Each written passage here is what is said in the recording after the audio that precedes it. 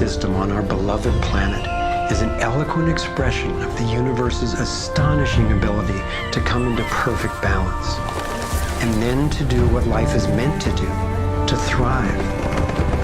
Thriving is the natural flow of life.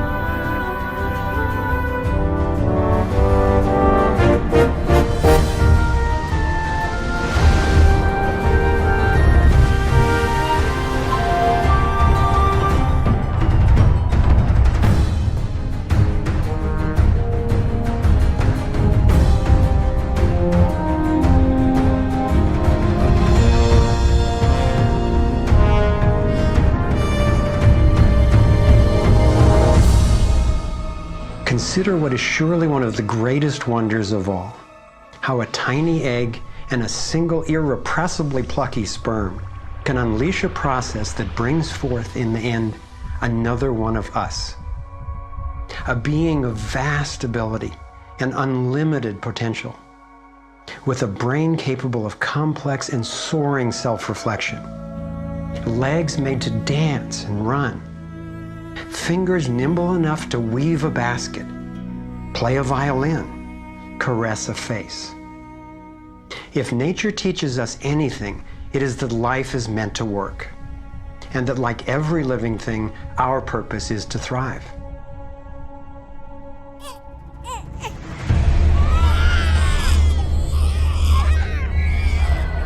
And yet, for the majority of people on the planet, life is not about thriving. It's about surviving, just trying to hang on. Is this really the best we can do? Did the universe labor for nearly 14 billion years only to bring forth a species that would end up as an enemy to life itself and to its own home? I don't think so. My name is Foster Gamble, and I have spent nearly a lifetime trying to figure out what happened.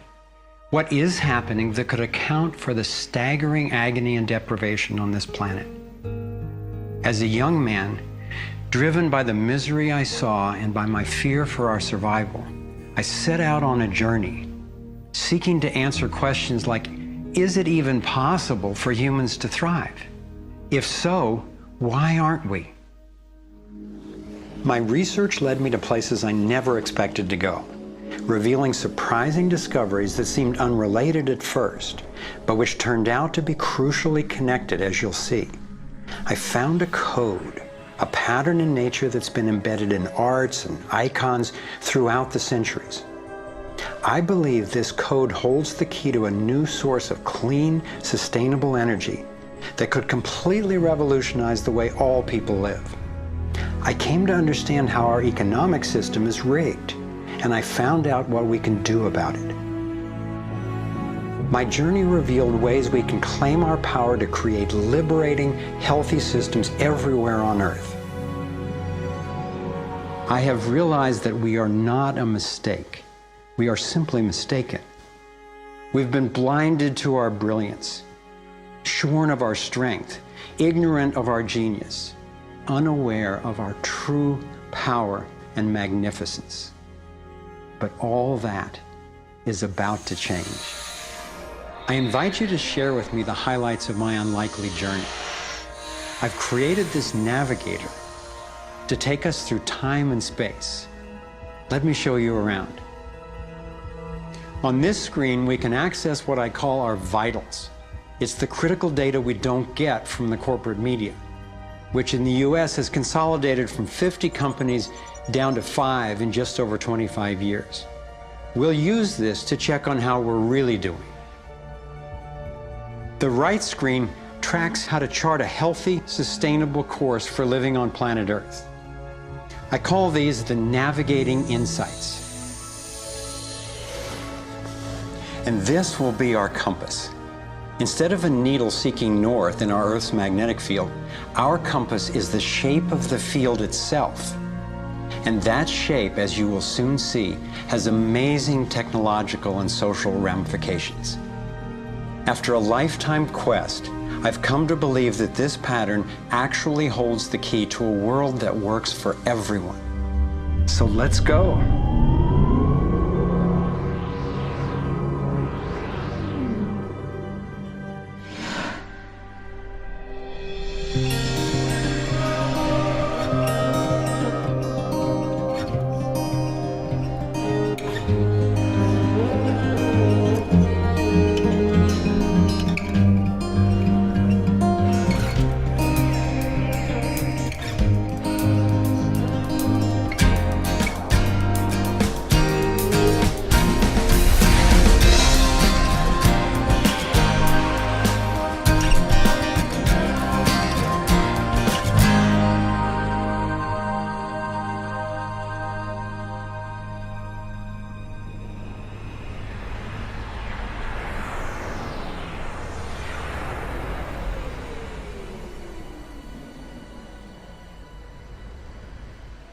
I grew up in a world of privilege and power, attending elite private schools and then Princeton University. As a direct descendant of one of the founders of Procter & Gamble, I was groomed to be a leader in the establishment. But I chose a different path.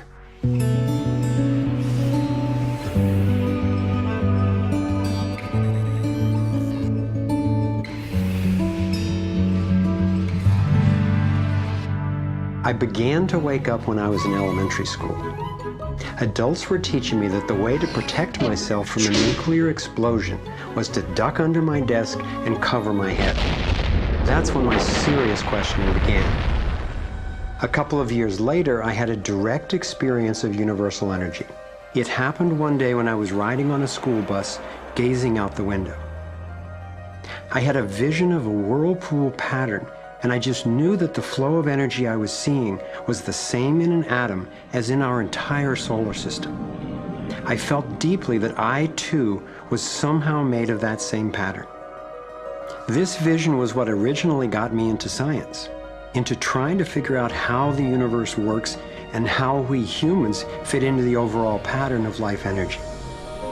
Years later, I learned that the pattern I saw is known by some in the scientific world. It turns out that in 1921, Albert Einstein got a Nobel Prize for discovering that when energy is released in the universe, there are little packets of wholeness that emerge. This pattern actually tells us a lot about how life evolves. Considering the enduring wonders of creation throughout the universe and how unsustainable so many of our human systems are, I figured learning how the universe creates and sustains life would actually be quite useful. Each of these little packets of wholeness that Einstein discovered, called a quantum, is made out of its surroundings but is distinct within it, like a whirlpool in water. These packets are always the same pattern, no matter what size, and they are surprisingly relevant to issues as seemingly disconnected as the wars in the Middle East, the global financial collapse, and how to achieve justice for everyone. We're about to explore how. Mathematicians call this pattern the torus. The energy in a torus flows in through one end, circulates around the center, and exits out the other side. It's balanced, self-regulating, and always whole. I was first officially introduced to the torus by scientist and inventor Arthur Young. Futurist Dwayne Elgin explains how the torus is the primary pattern that nature uses for life at every scale. Evolution means to unfold, to roll out. So the question is, what is the universe rolling out? And what the universe is rolling out is self-organizing systems, and you can see this at every scale. A self-organizing system is a technical term for just a system getting a hold of itself, knowing itself, essentially. And if we go to nature, we can look at and we can see these self-organizing forms throughout. We can see it in the cross-section of an orange, the cross-section of an apple. We can see it in the dynamic nature of a tornado. We can see it in the magnetic field around the Earth, a similar magnetic field around an individual. We can see it in the structure of an entire whirlpool galaxy.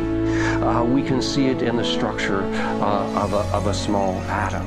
At every scale, throughout its entire history, the universe has one single project. It's growing toruses. The universe is a torus growing factory.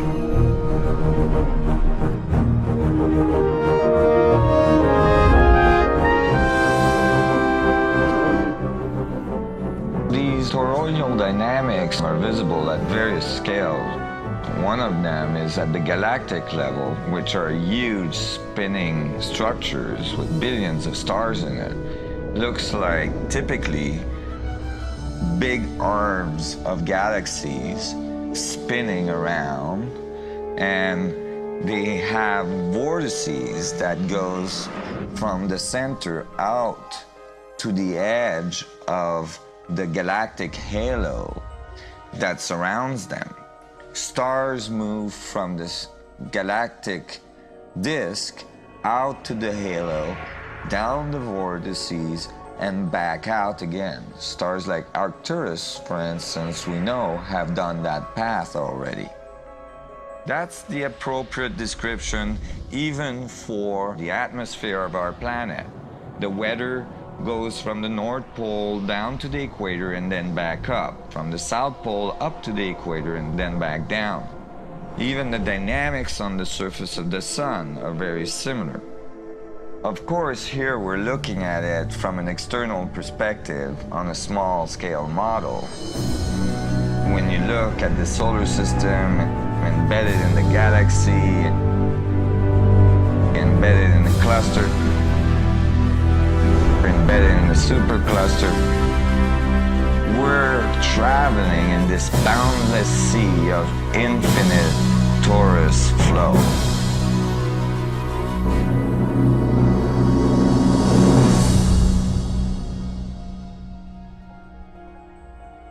The torus is like the breath of the universe. It's the form that the flow of energy takes at every scale of existence. But there's also an underlying structure in how the flow fits together, sort of like a skeleton. It's called the vector equilibrium, a term coined by one of the 20th century's greatest thinkers, Buckminster Fuller. Inspired by Fuller's visionary work, I spent decades researching the dynamics of the vector equilibrium and the torus. I became so excited by the potential of the toroidal energy form that in 1997 I co-founded a multidisciplinary think tank called the Sequoia Symposium to study the pattern and explore its applications.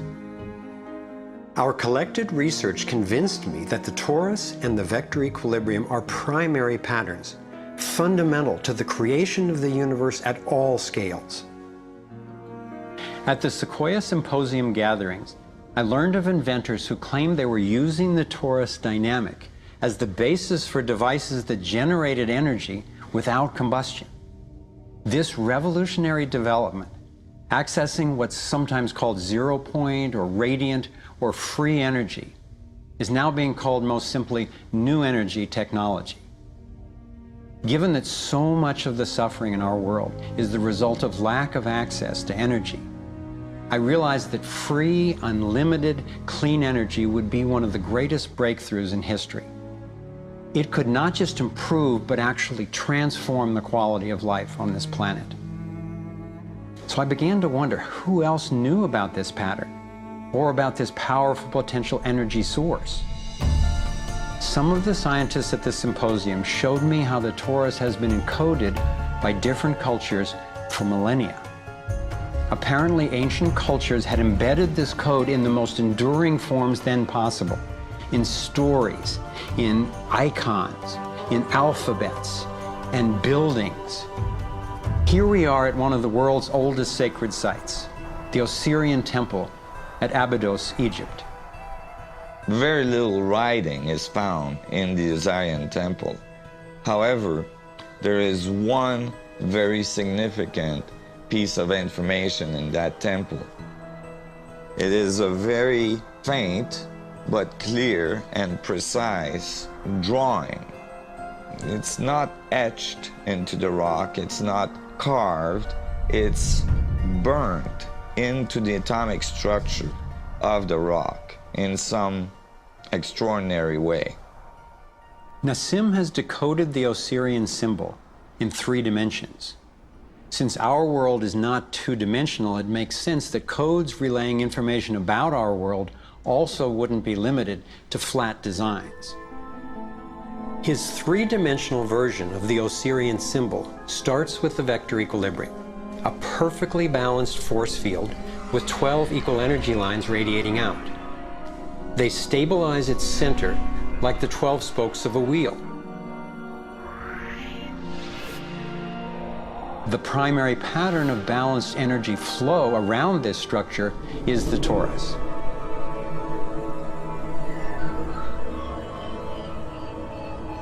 Here we expand to the next larger scale, with a total of 64 pyramids called tetrahedra.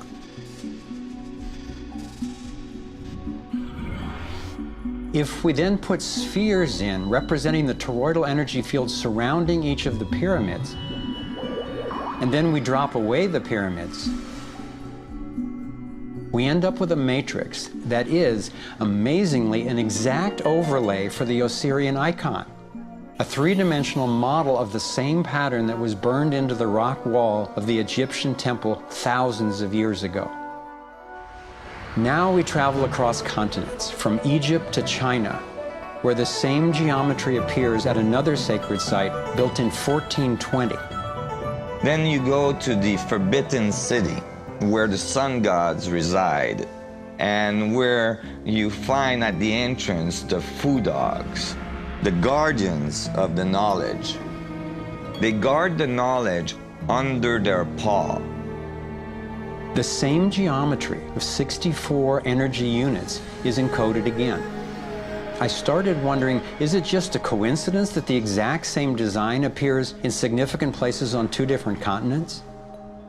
But then Nassim showed me that this geometry of 64 is encoded time and again in cultures across the centuries and from all over the world. The Hebrew Kabbalistic tree of life creates the same structure we just saw, with the vector equilibrium again embedded at every level. The ancient Chinese system of wisdom called the I Ching is based on 64 hexagrams, symbols with 6 lines in a set, some continuous, some broken. These can be put together as the 6 edges of a tetrahedron, and together would form the 64 tetrahedron crystal.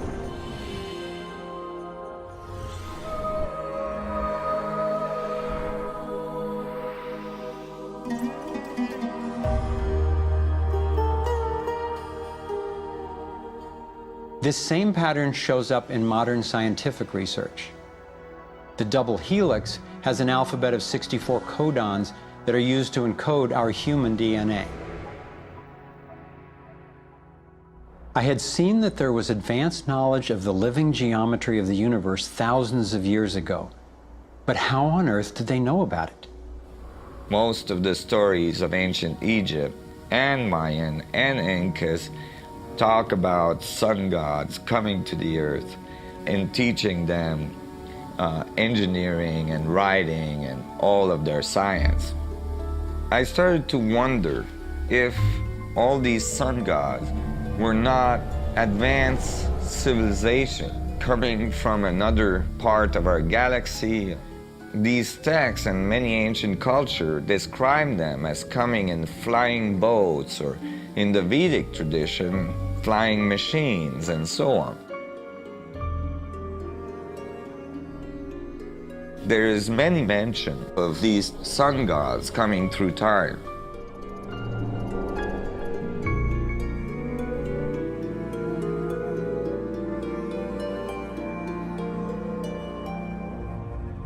Could these early pilots from beyond our world be the ones responsible for sharing the knowledge of this code?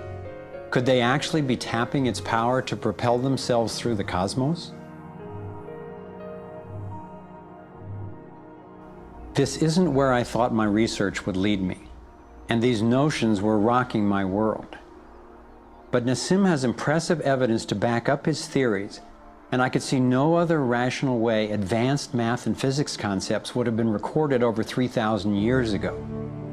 I sought out one of the most knowledgeable investigators, Dr. Stephen Greer, the founder of the Center for the Study of Extraterrestrial Intelligence.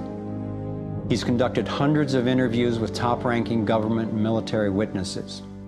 And so when we talk about extraterrestrial intelligence, we're talking about civilizations that have reached the point of being sentient like we are, but whose technologies and perhaps social capabilities are such that they've been able to become interstellar or interplanetary civilizations. And when you look at the fact that the most conservative estimates are in the Milky Way galaxy that there are at least 10,000 Earth-like planets that have intelligent life on them, and that at least half of them are likely to be as advanced or more than ours. It's almost a certainty that there's intelligent life out there that have mastered the laws of the universe beyond what's currently taught at MIT and Caltech, to be able to transfer through space-time in real time through vast distances of interstellar space. We have over 4,000 cases where these objects have landed on terra firma and left physical evidence. We have over 3,500 pilot cases. We have hundreds of cases, including ones from the highest ranking investigator at the FAA, John Callahan, and numerous other operators where these objects have been tracked on radar going tens of thousands of miles per hour or dematerializing and then reappearing in another point in the sky. Yes, there have been ET visitation, there have been crashed craft, there have been material and bodies recovered. We have contact with aliens not originating from some foreign country, but from some other solar system. And I have been a party to that. There were documents that I have seen that refer to the Roosevelt having several instances of UFO flyovers, and particularly after they took on board nuclear weapons. And my SEAL told me, Jordan, this, what have you got in your log? This never happened. The crew going on duty and the crew coming off duty all saw the UFO just hovering in midair. It was a metallic, circular object, and from what I understand, the missiles were all shut down. That means they went dead, and something turned those missiles off. Now, remember, all this stuff is flying at several thousand miles an hour. So this thing fires a beam of light at the warhead, hits it, and then this thing flies up like this. Meanwhile, we're all going like this, fires another beam of light, goes around like this, we're going like this, fires another beam of light, goes down like this, fires another beam of light, and then flies out the way it came in. And the warhead tumbles out of space. The feeling at the time was that it must have been extraterrestrial. They took the film and they spooled off the part that had the UFO on it, and they took a pair of scissors and cut it off. They put that on a separate reel, they put it in their briefcase, they handed Major Mansman back the rest of the film and said, "Here, I don't need to remind you, Major Mansman, of the severity of a security breach. We'll consider this incident closed." But who do you tell that you were involved in a UFO incident without them looking at you like you ain't wrapped too tight?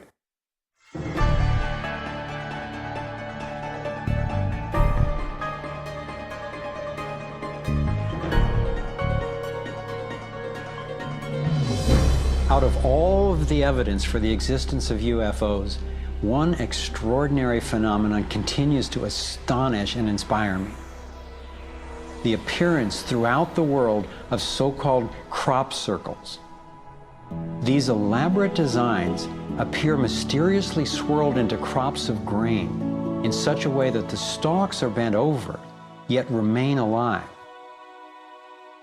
More than 5,000 of these patterns have appeared in over 30 countries, most of them in England. The media has led many people, including me at first, to write these crop patterns off as hoaxes, the nighttime work of a few pranksters. Of course, there have been faked versions, but those made by human hands are crude compared to the vast majority of these elegant creations. Could hoaxers have created all 5,000 of these patterns? Could a few people with ropes and boards have created something as complex and beautiful as this one, made in the dead of night in a driving rain and leaving no footprints in the soil? The electromagnetic field over the area where the crop's been laid down to create the image is often electrostatically charged. Some of these areas are littered with strange magnetic particles.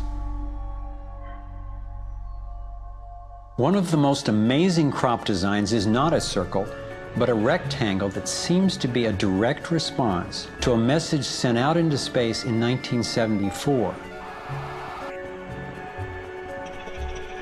The message was a radio signal depicting our planet's location in our solar system and Earth's people, in hopes that it might be received and interpreted by an extraterrestrial intelligence.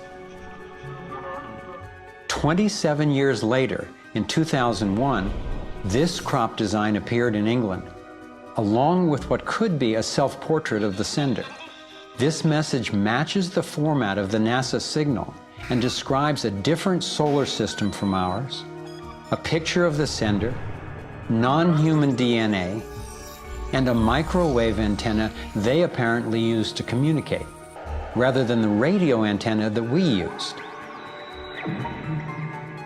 The antenna symbol had appeared a year earlier in exactly the same field, right next to a working radio wave antenna, like the one NASA used to send out the original signal. NASA continues to officially deny extraterrestrial contact of any kind. And yet, year after year, these spectacular creations appear.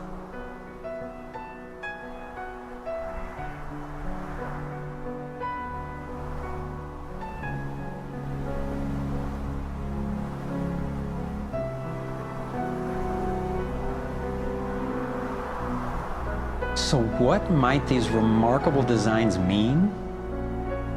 Here are some two-dimensional versions that seem to be revealing the torus in 3D.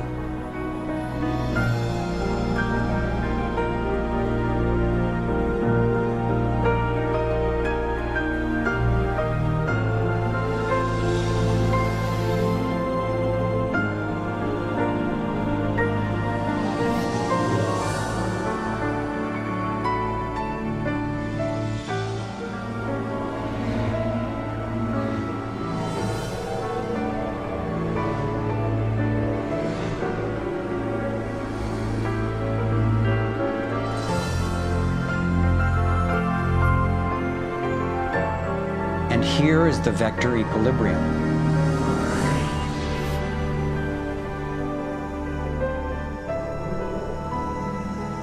And the related pattern of 64 that we saw encoded in the arts of so many ancient cultures.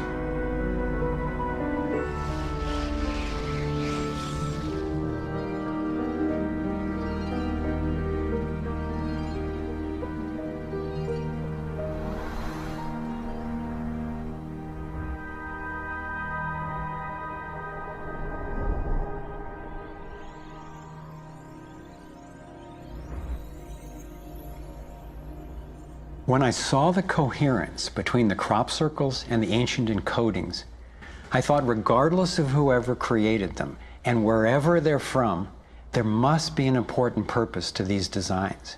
They're so coherent.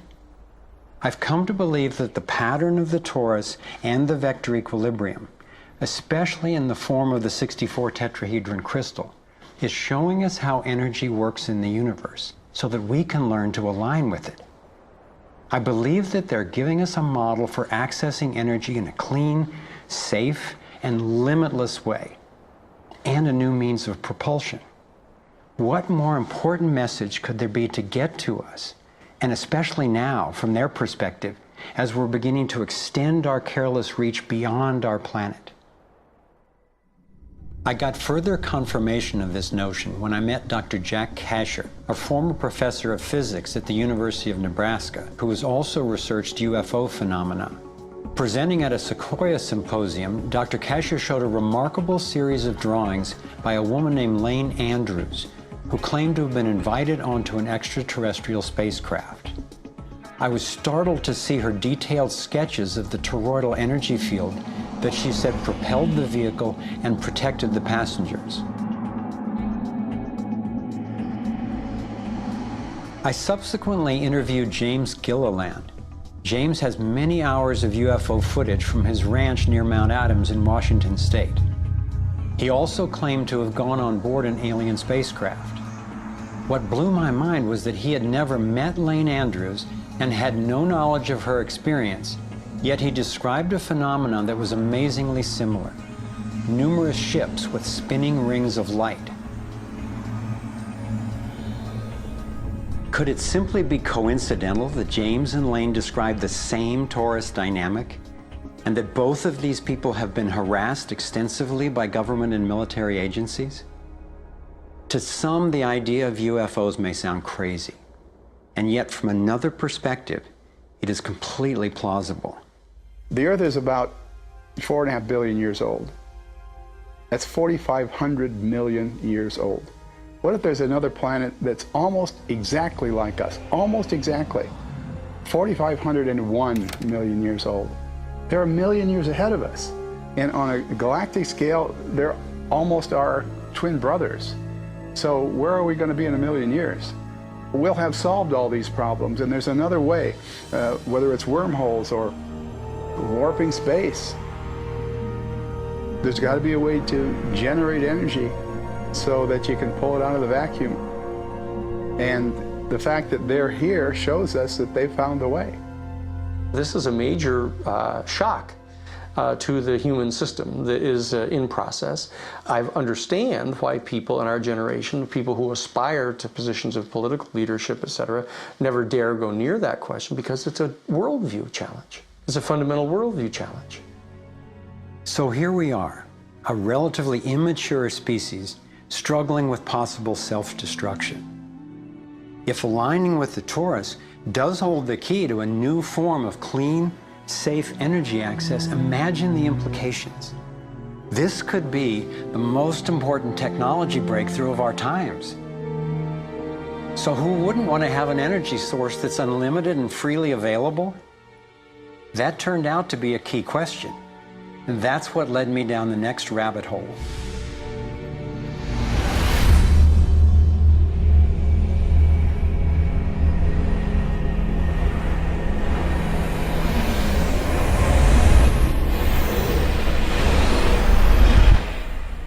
It turns out that scientists as far back as the early 1900s have been developing alternative ways to access electricity without combustion.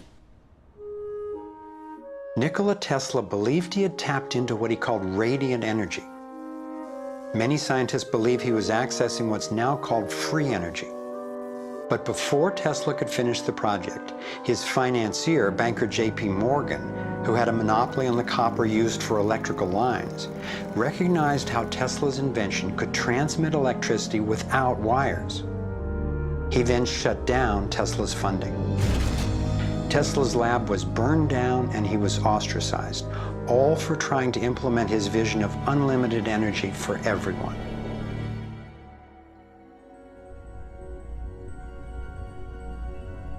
A modern-day inventor, Adam Trombly, was inspired by Tesla's work and by the possibilities of the torus. Trombly built a dynamo, a direct current generator that accessed electrical power right out of the air. We were trying to demonstrate that by mimicking the magnetic field of a planet and rotating this device, we could actually create a dynamo that would work. And in fact, it did work, and it does work. So when we contemplate nature, when we contemplate Jupiter, or we contemplate a dynamo like the Earth rotating in space, we're basically talking about a magnet which is rotating in space. And the lines of flux of the magnet are pouring down and through in this toroidal pattern of the magnetic field. It's also expanding and contracting. It's breathing. It's taking in the energy of space literally and transforming it. Right here in this toroid, we have enough energy to transform the entire Earth. And that's not just a theoretical statement, it's literally true. To contemplate the implications of this means that every single place on Earth suddenly has power. Every single person on Earth suddenly has power. We have universal abundance. Trombly had been invited to demonstrate one of his generators at the United Nations and the US Senate. But these events were undermined by the first Bush administration. Then the device itself was taken in a government raid. Trombly's experience isn't unique. Almost every time I found an inventor with a promising new technology in the field of free energy, he told a similar story of suppression. Inventor John Bedini began working with Tesla's theories of radiant energy decades ago and has produced an assortment of battery charging devices that generate more energy than it takes to run them. He announced that he was going to start offering them at low cost. Soon after that, he was attacked in his lab and warned not to produce the devices. For his own safety, he had to let go of marketing free energy. These are all devices from labs I personally visited.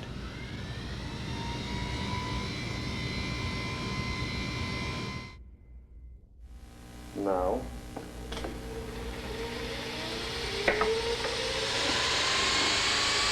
Now, the quality of this footage is obviously poor, and I'm not expecting this to convince you.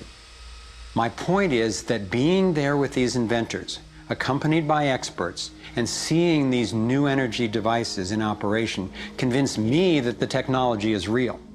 And the implications of that to me are absolutely thrilling. Canadian John Hutchison not only created some free energy batteries, but also used Tesla's theories to counter gravity, to make objects float. This could revolutionize the field of propulsion. His lab was raided and equipment was taken by police and government officials in 1978, 1989, and again in 2000.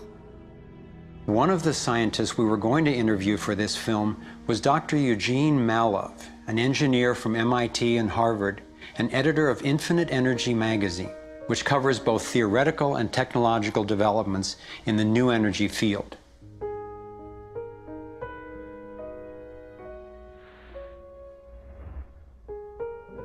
Dr. Mallove was mysteriously beaten to death in 2004. If these inventors were all hoaxers and charlatans, I wondered, why are they being suppressed so consistently and so brutally? I asked free energy inventor Adam Trombly why he thought this technology was being suppressed, and if the UFO phenomenon was related. We've had major military people at great risk to themselves say, yes, these things are real. Why do you think the military-industrial complex doesn't want that statement to be made? Because you start thinking about what kind of technology is behind that. That's the bottom line. The suppression of UFO phenomena is hand in hand with the suppression of so-called free energy. The energy is extracted from the fabric of the space around us, which means it cannot be metered. That is a direct threat to the single largest industry in the world, energy.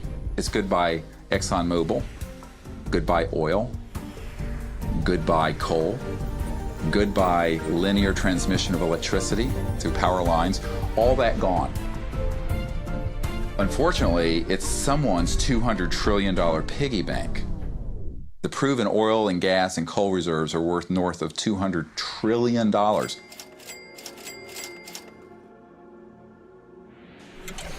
This information coming out would completely change geopolitical power more than anything since, well, in recorded human history. And it would happen in a generation. I started to examine the breakthrough solutions, and much to my surprise, these concepts have been proven in hundreds of laboratories throughout the world, and yet they have not really seen the light of day.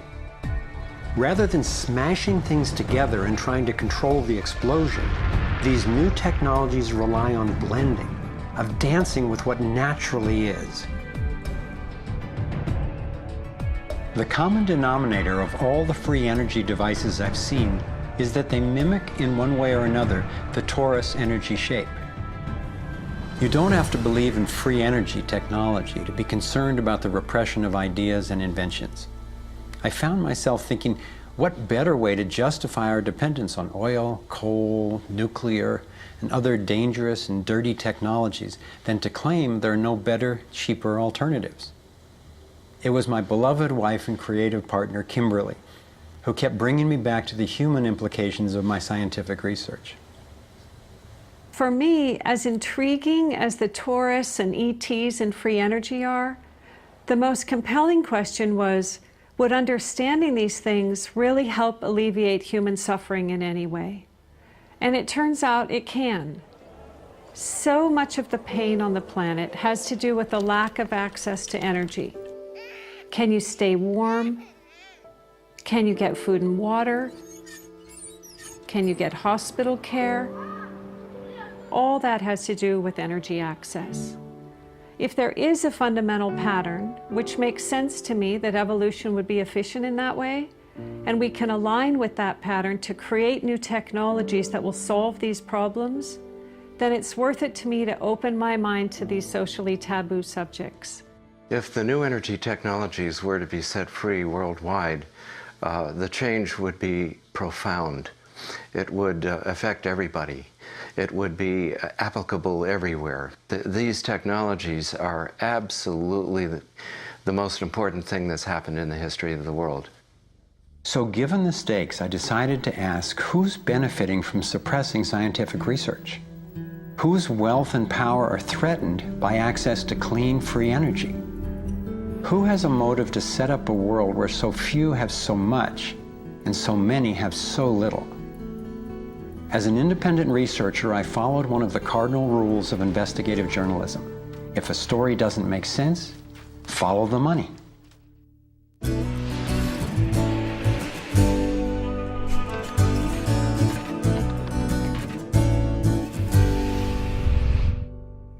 Our being dependent on oil ensures that energy corporations continue to reap phenomenal profits. I see them committing huge resources to undermine energy alternatives, to control global reserves, and to maintain high oil prices. They have enough money and influence to suppress anything that might threaten their monopoly. So who's behind the huge energy corporations? The Rockefellers' oil empire got started in 1870 when John D. Rockefeller founded Standard Oil and became America's first billionaire. Standard Oil has since morphed into ExxonMobil and others. And the Rockefellers control our food as well. They were primarily responsible for the global shift to large-scale petroleum-based agriculture. I remember the so-called Green Revolution of the 1960s and 70s. Like most people, I thought it was a great thing. It was, however, based on the planting of huge plots with a single crop using vast amounts of oil-based fertilizers, herbicides, and pesticides.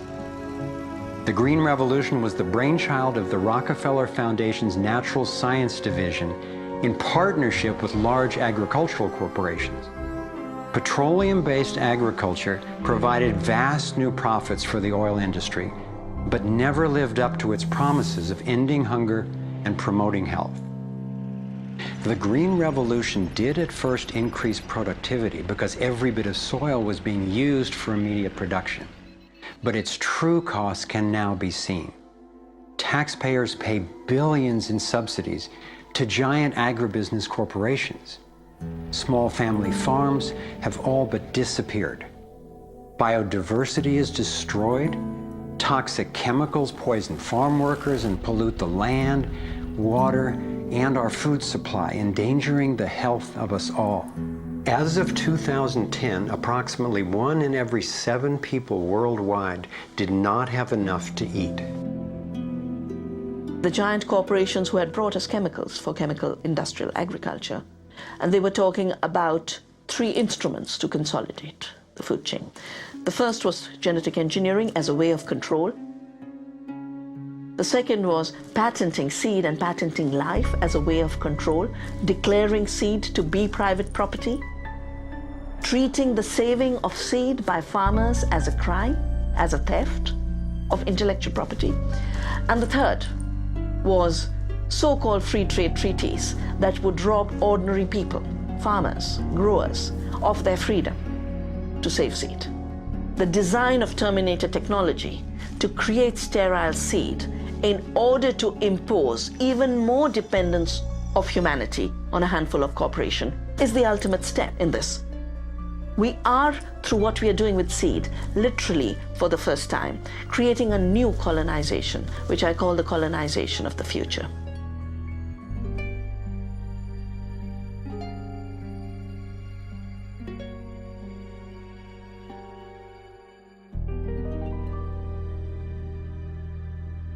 So in 2 crucial areas, energy and food, the same elite banking families and their corporations have taken control, and the consequences have been devastating. For me, it was overwhelming at first to discover such a monopoly of influence, but I knew it was important. Like learning you have a tough but treatable disease. It helps to understand what's causing it and how it operates if the goal is to cure it. So I continued my investigation. If oil and food are controlled by the big banking families, where else does their influence show up? As I followed the money, I began to see this same pattern of control in just about every area of our lives. and I always found the same families in charge, either directly through their banks and corporations or indirectly through their major foundations. Again, it was the Rockefellers who created the National Education Association with help from the Carnegie Foundation and later from the Ford Foundation. What the captains of industry wanted from our schools was an obedient and docile workforce who would be manageable employees and eager consumers.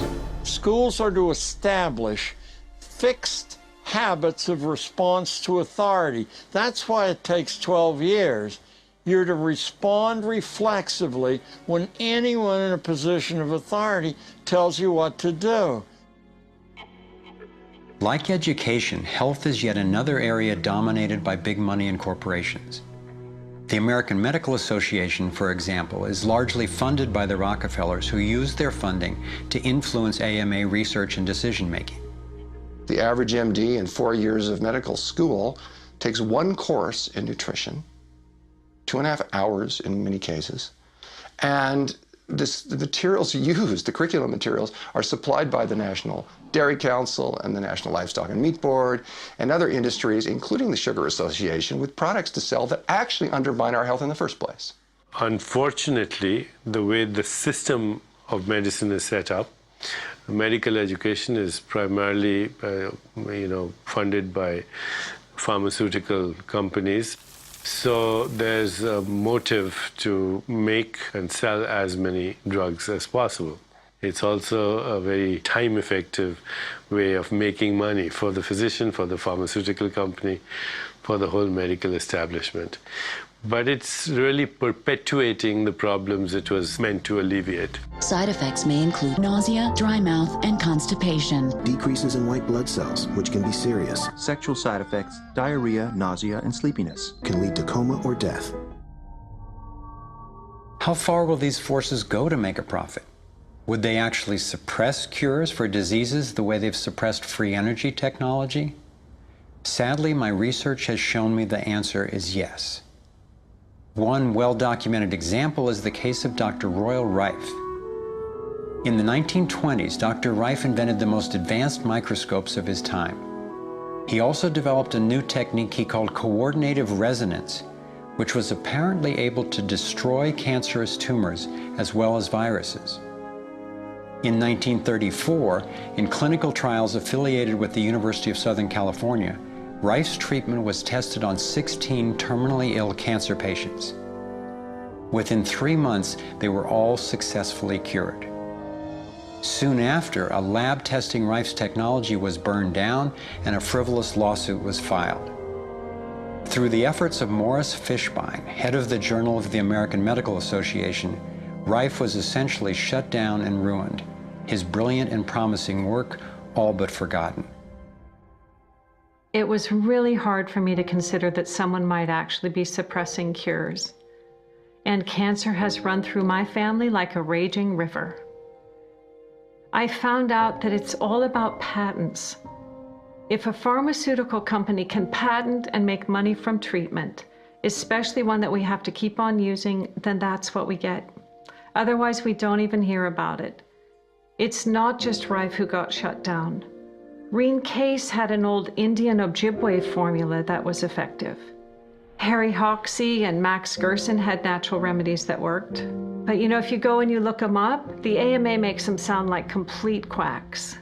And that's where following the money has been so helpful, because the same powers who control the AMA and their research and funding control the pharmaceuticals.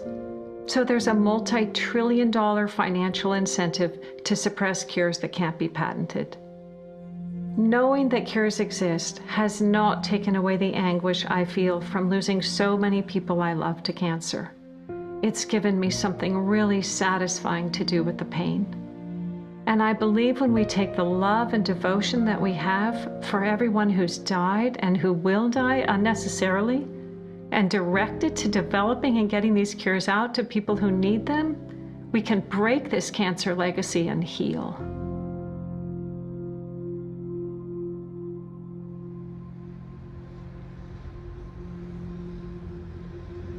As difficult as it was for me, I have come to an inescapable and profoundly disturbing conclusion. I believe that an elite group of people and the corporations they run have gained control over not just our energy, food supply, education, and health care, but over virtually every aspect of our lives. And they do it by controlling the world of finance, not by creating more value, but by actually controlling the source of money. When I followed the money, I found that it took me up the levels of a pyramid. Here we are at the bottom level going about our daily lives. Above us is government, people who are given a monopoly on force and use it to tax and control us whether or not we agree. But who controls them? At the next level are the corporations. Many would say that it is now corporations and not nation states that rule the world. They call it a corporatocracy. To acquire the world's resources and control the markets, this corporatocracy must have access to cheap money. The big corporations get their loans at special rates from the big banks, which means that those who control the major banks, the moneyed elite, ultimately control the corporations. As I've followed the money, I've learned that almost everything I once believed about money is simply not true. It's interesting how few questions we actually ask about very everyday things, like when we go into a bank and we ask for a loan of, say, $50,000, £50,000, what actually happens? You see, most people live their lives based on a kind of vague image of what happens.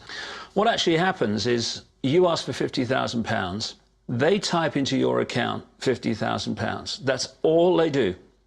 They don't mint any coins, they don't print any money, they don't move any precious metal anywhere. They just put £50,000 into your account on a computer screen.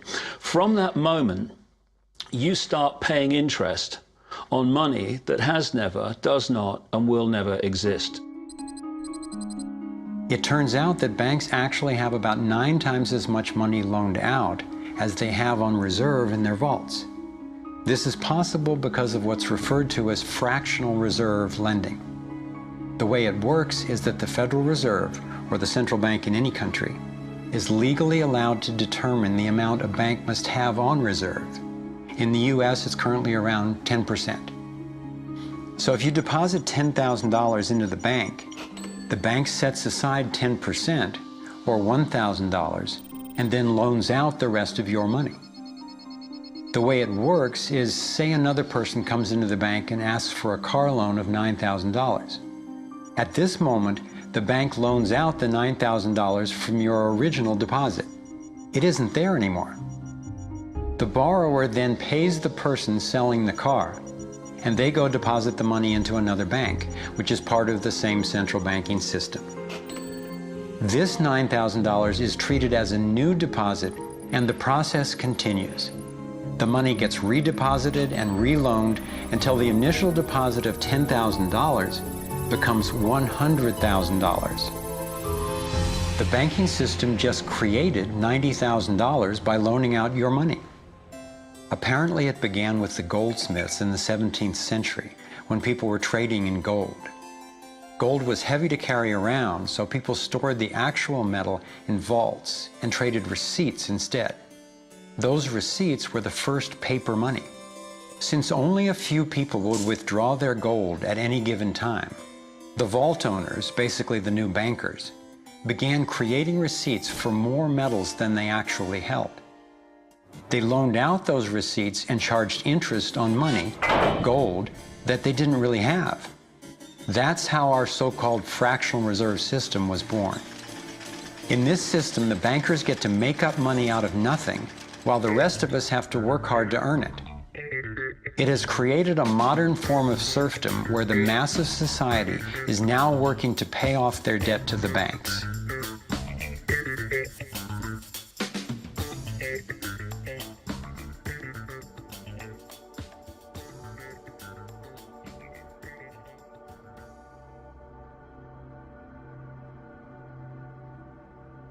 Under this fractional reserve scheme, we inevitably become debt slaves to a ruling class of financial elite, not because they are better or smarter than anyone else, but because they have rigged the system to benefit themselves at the expense of most people on the planet. Catherine Austin Fitts is an expert on this issue. She was an Assistant Secretary of Housing and Urban Development under President George Bush Sr., and then an advisor to the Clinton administration. Let's set up a game of Monopoly and you want to buy Park Place. What I can continually do is just print money, give myself more money, lower the value of your money by printing more. No matter how hardworking you are or how successful you are, I can always end up buying you for free. So how come if you or I make up money, it's called counterfeiting, but if the banks do it, it's increasing the money supply? How did the banks get this power? This is Jekyll Island, where in 1910, representatives from the Rockefellers, Rothschilds, Morgans, and other private bankers gathered secretly to draft the legislation that would create the Federal Reserve. Ed Griffin literally wrote the book on what happened at Jekyll Island. Central banks are banking cartels which have gone into partnership with the respective governments in the countries where they operate. And they've been given monopolistic power over the creation of the nation's money supply. That's what the politicians handed to them as a gift, you might say, for the partnership. Now, in return, what did the bankers do for the politicians?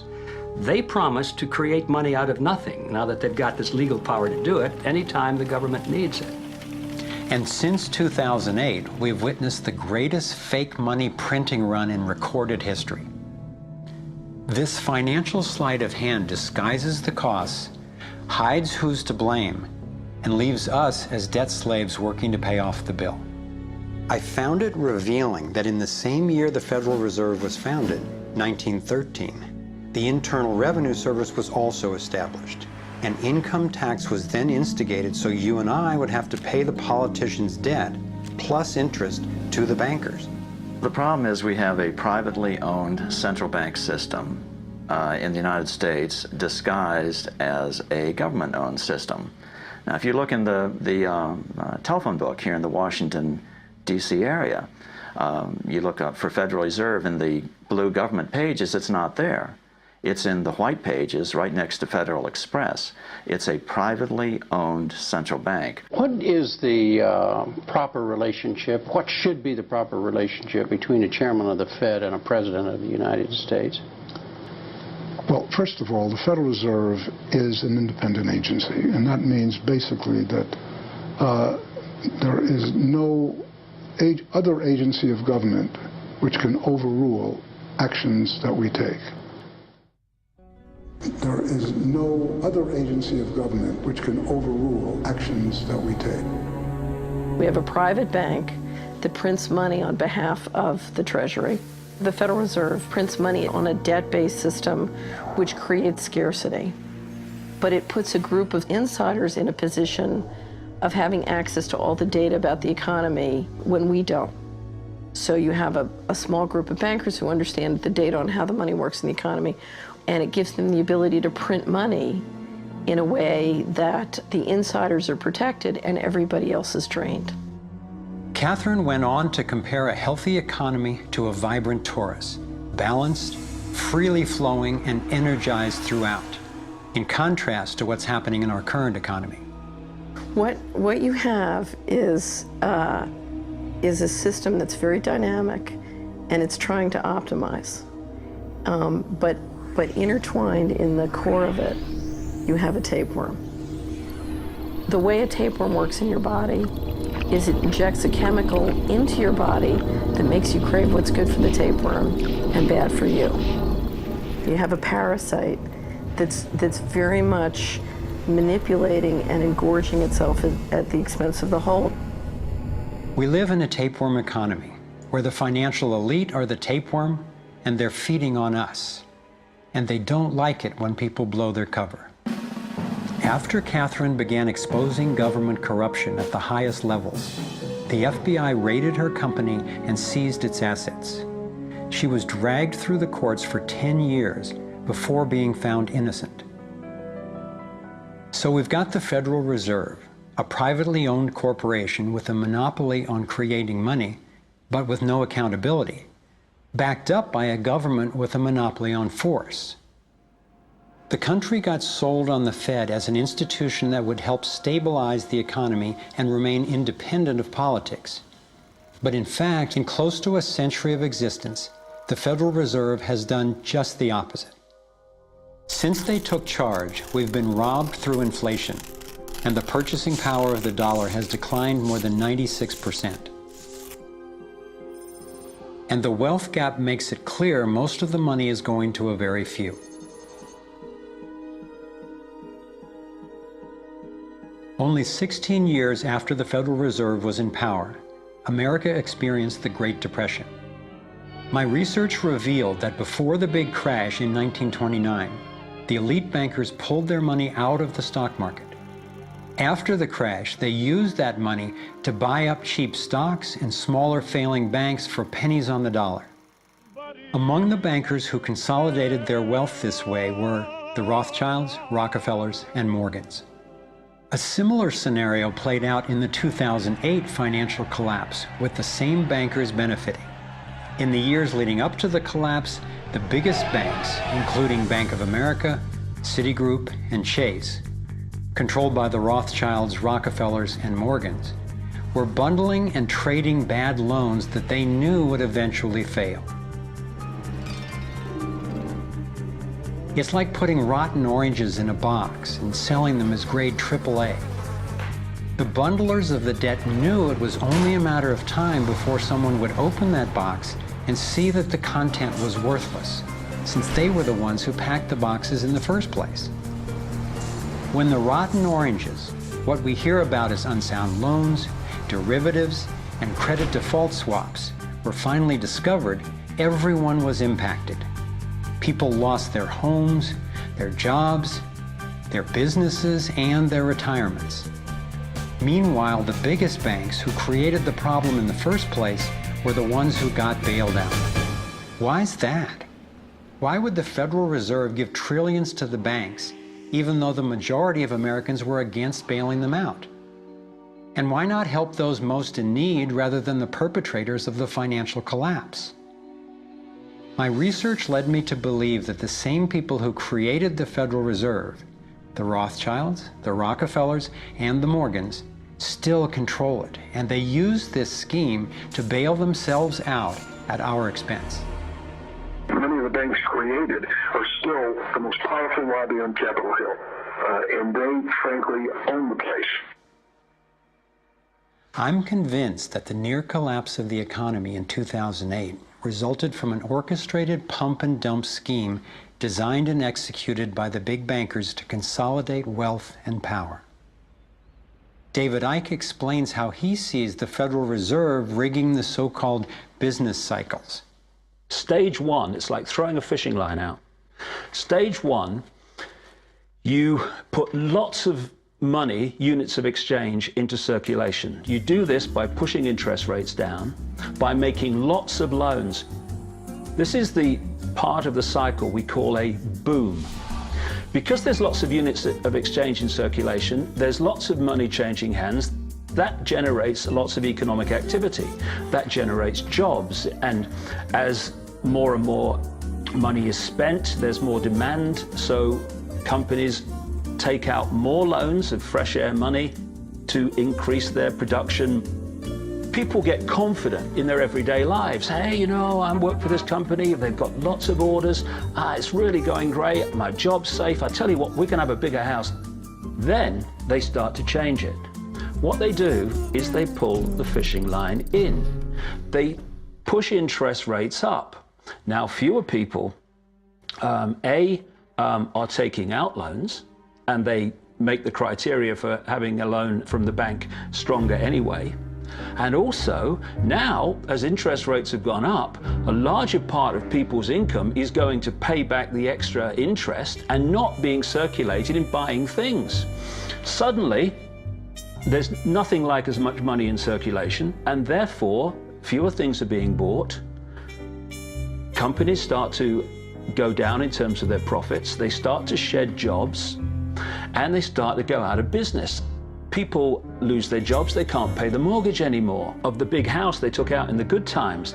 Now what the banks are doing is starting to reel the fishing line in, because as they go bankrupt, companies and individuals, the banks get the real wealth, the property, the land, the resources that they had signed to them for lending merely figures on a screen. Now this economic cycle of fishing line out, fishing line back, lots of units in circulation, pull them in, has been going on for centuries. And what it's done, it's stolen and accumulated the real wealth of the world in the hands of the few.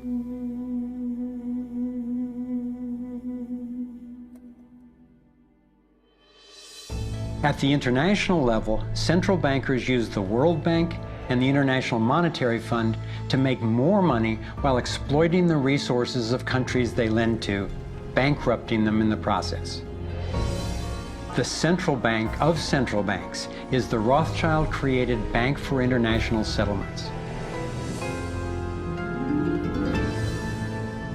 The elite are positioning themselves to control access to virtually everything we need to survive. No matter where you go in the world, the money is controlled by the banking system. They decide if people eat or if they don't eat. Who's a billionaire and who lives on less than $1 a day? He who controls the money controls the world, and a very few control the money.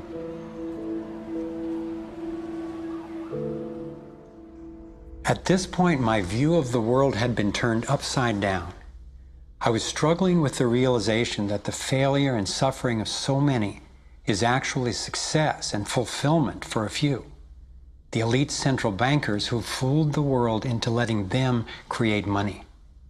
They already have vast fortunes, so what is their end game? What is their ultimate agenda?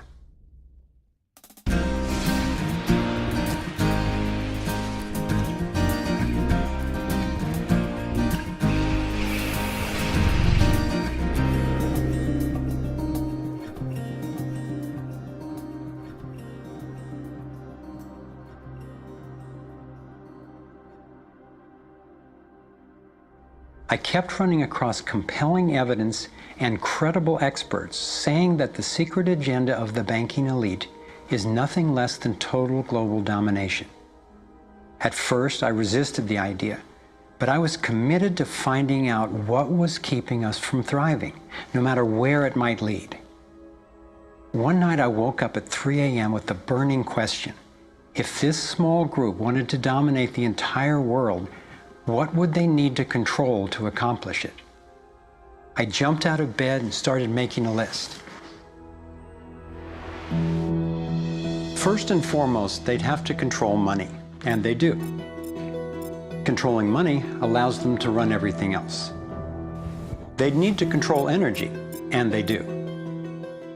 They already control big agriculture and world trade. They're buying up water supplies worldwide. They've got health in their pocket, and they're trying to suppress natural alternatives. Mainly, they'd have to control what information we'd get and how we'd react to it. In America, the internet, our greatest tool for communication and grassroots organizing, is currently not controlled or censored, but its open status is being attacked from all sides. Governments, corporations, and the United Nations are all attempting to take control. For complete domination, dissent has to be controlled. They'd need to take away our rights, spy on ordinary citizens, and track every aspect of our lives. As the day dawned, I knew that a powerful elite had almost everything set up to rule the world. And I had the frightening realization that Big Brother is not just coming, he's here now. We are already in the Matrix. So how do we get out? To envision that, I realized I needed to discover what their ruling structure looks like and how it works. A relatively small group of families, especially the Rothschilds, Rockefellers, Morgans, and Carnegies, along with the Harrimans, the Schiffs, and the Warburgs, have been leading the controlling elite in the West for generations. I'm not implying that every individual in these families is aware of or active in the global domination agenda. However, I'm convinced the heads of these dynasties control the corporate and banking interests that carry out the sinister scheme that is destroying so many lives. Those secretly driving the agenda have been known by many names. Leaked reports confirm that they meet throughout the world behind closed doors to discuss their agenda. Then, like clockwork, their plans begin to show up in the media, finance, corporate, government, and military arenas. Of course, not everyone involved in these groups is in on the decision-making. There is a hierarchy of knowledge and participation. One of the primary symbols of the controlling elite is the all-seeing eye. It's on the dollar bill. It's on the American mass surveillance system initially called Total Information Awareness.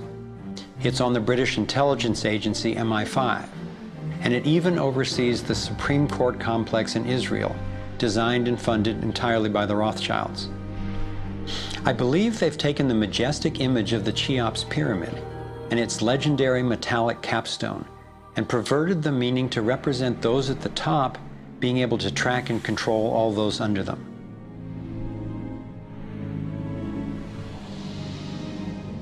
One of the painful ways this information has been used is by people who want to promote anti-Semitism.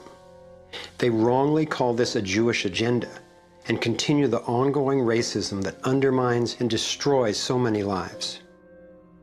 Let me be clear, this is definitely not a Jewish agenda. It's been documented that central bankers even funded both sides of World War II, as well as some of the corporations associated with Hitler's atrocities against the Jews. Since these people have more money than their families would need for generations, and since they have the power to create money, I don't believe wealth is their end goal. After you have all the material things that you could possibly want in life, what is left to excite you? And for many people, the answer is power, global power. They became intellectually elite. They began to think that they had a plan that was better than anybody else's plan. They got the idea that freedom is dangerous. If you give people freedom, you know what? They're probably not going to use it wisely like we think they should. We are smarter than they are. And for their own good, we should rule them. As I came to accept the idea of a ruling elite planning for total global domination, I began to hear these same people actually talking more boldly and publicly about it, only they call it the New World Order. When we are successful, and we will be, we have a real chance at this New World Order. It is a new world order with significantly different and radically new challenges. A new world order can be created. It's a great opportunity.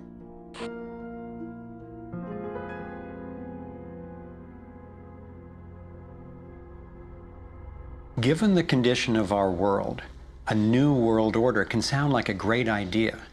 But I had to distinguish between what I was discovering about global domination, a one-world government run by an elite few, and the reality of our global interconnectedness, which is the realization that at a fundamental and even spiritual level, we are not separate, we are all connected. But the agenda for global domination is really the exact opposite. It's a divide and conquer strategy to keep us all pitted against each other, thinking that it's the Democrats or Republicans, the liberals or conservatives who are the problem, when both parties are ultimately serving the same plan. I believe we're heading toward a totalitarian world authority, actually a military dictatorship, run by a tiny elite who have all the power and make all the rules. If they succeed, there'll be nowhere to run, nowhere to hide. Think about it. The whole notion of conspiracy has been so ridiculed that it's socially challenging just to consider it. And there's always a reasonable sounding story to explain any one incident on its own. I personally used to try to justify how the same people consistently ended up with more money and more control by thinking they must just be taking advantage of the situation, but not actually causing it.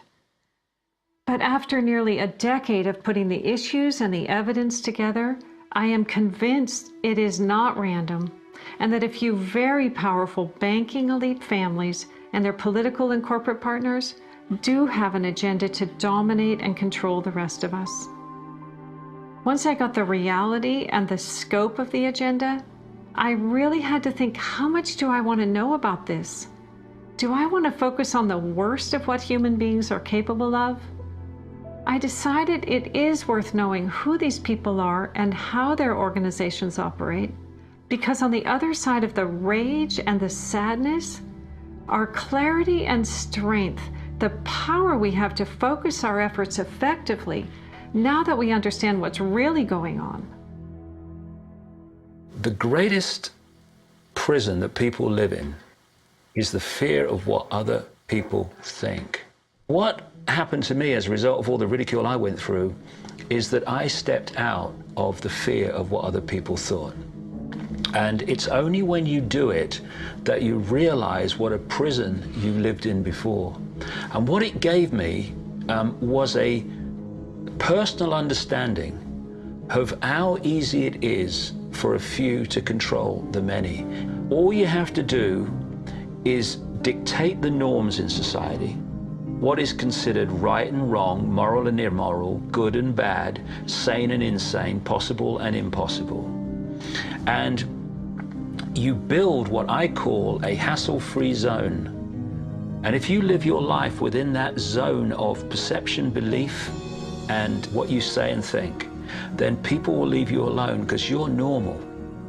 Once you step out of that pen and you start to express your uniqueness, what the Illuminati have created is a whole human population of prison warders who are jumping on those that are stepping out of the norm. And it's interesting, when you get to the edge of that hassle-free zone in what you say and you think, you're not thinking, if I do, what about the head of the World Bank? What's he going to say if I do this? No. We're saying, what will my mother think? What about the guys down the bar and the people at work? What will they say? And what the Illuminati have done by creating the norms, they have created an absolute army of people to impose those norms on each other. Their grand strategy for global dominance is already being implemented. They are carving up the world into superstates that transcend national boundaries so that we are easier for them to manage. They have already established the European Union and the African Union. Politicians from the United States, Canada, and Mexico, under the title of the Security and Prosperity Partnership, have been working on the northern part of what could arguably be called plans for an American Union. This has been going on for years without citizen or congressional consent. A Pacific Union is already in process. This is the organizational chart for global tyranny, the structure for complete control. Here are two of the most powerful men in Europe talking about moving to a single world government. It is extremely important that we, in this new ownership of global governance, have, particularly on both sides of the Atlantic, the implementation of the same rules in the same fashion. 2009 is also the first year of global governance, with the establishment of the G20 in the middle of the financial crisis. On the international level, the central banking elite have put huge organizations in place to implement their policies, including the World Trade Organization, the World Health Organization, the World Bank, and the International Monetary Fund. John Perkins is a man who knows from decades of his own experience as a so-called economic hitman how the collusion of banks, corporations, and governments has taken over countries around the world. We use many techniques, but probably the most common is that we'll go to a country that has resources that our corporations covet, like oil, and we'll arrange a huge loan to that country from an organization like the World Bank or one of its sisters. But almost all of the money goes to U.S. corporations, not to the country itself. Corporations like Bechtel and Halliburton, General Motors, General Electric, these types of organizations. And they build huge infrastructure projects in that country, power plants, highways, ports, industrial parks, things that serve the very rich and seldom even reach the poor. In fact, the poor suffer because the loans have to be repaid, and they're huge loans, and the repayment of them means that the poor won't get education, health, and other social services, and the country is left holding a huge debt by intention. We go back, we economic hitmen, to this country and say, look, you owe us a lot of money, you can't repay your debts, so give us a pound of flesh. But as soon as one of these anti-American presidents is elected, one of us goes in and says, hey, congratulations, Mr. President. Now that you're president, I just want to tell you that I can make you very, very rich, you and your family. I've got several $100 million in this pocket. If you play the game our way, if you decide not to, over in this pocket I've got a gun with a bullet with your name on it in case you decide to keep your campaign promises and throw us out. Sell our oil companies your oil real cheap, or vote with us at the next UN vote, or send troops in support of ours to someplace in the world such as Iraq. And in that way we've managed to build a world empire with very few people actually knowing that we've done this.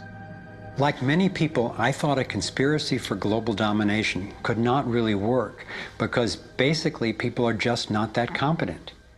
I thought there's no way they could pull off such a scheme at the necessary level of control and secrecy.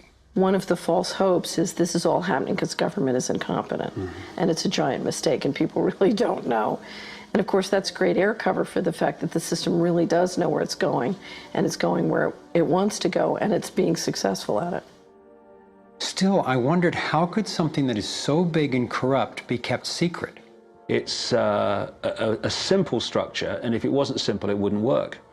And it can be likened to a compartmentalized pyramid. If you look at any organization today, don't matter whether it's a transnational corporation, a university, a government, a secret society, they're all structured as a pyramid. And as the CIA and other intelligence agencies talk about, they have this need-to-know system. Only let people know as much as they need to make their contribution and no more. So you take a bank, an individual bank, not that there is such a thing. At the bottom, you've got the people you see when you pass your check over the counter in the bank. Now, they don't know what the bank manager behind them knows and is discussing. They only know what they need to know to do their job. The bank manager in the office behind them, he doesn't know or she doesn't know what's happening at the next level, and they don't know what's happening at the next level. And eventually, you've got a tiny few people at the peak of the pyramid of that banking structure. They're the only ones that know what the real agenda of the bank is and what the direction is that they're going and why.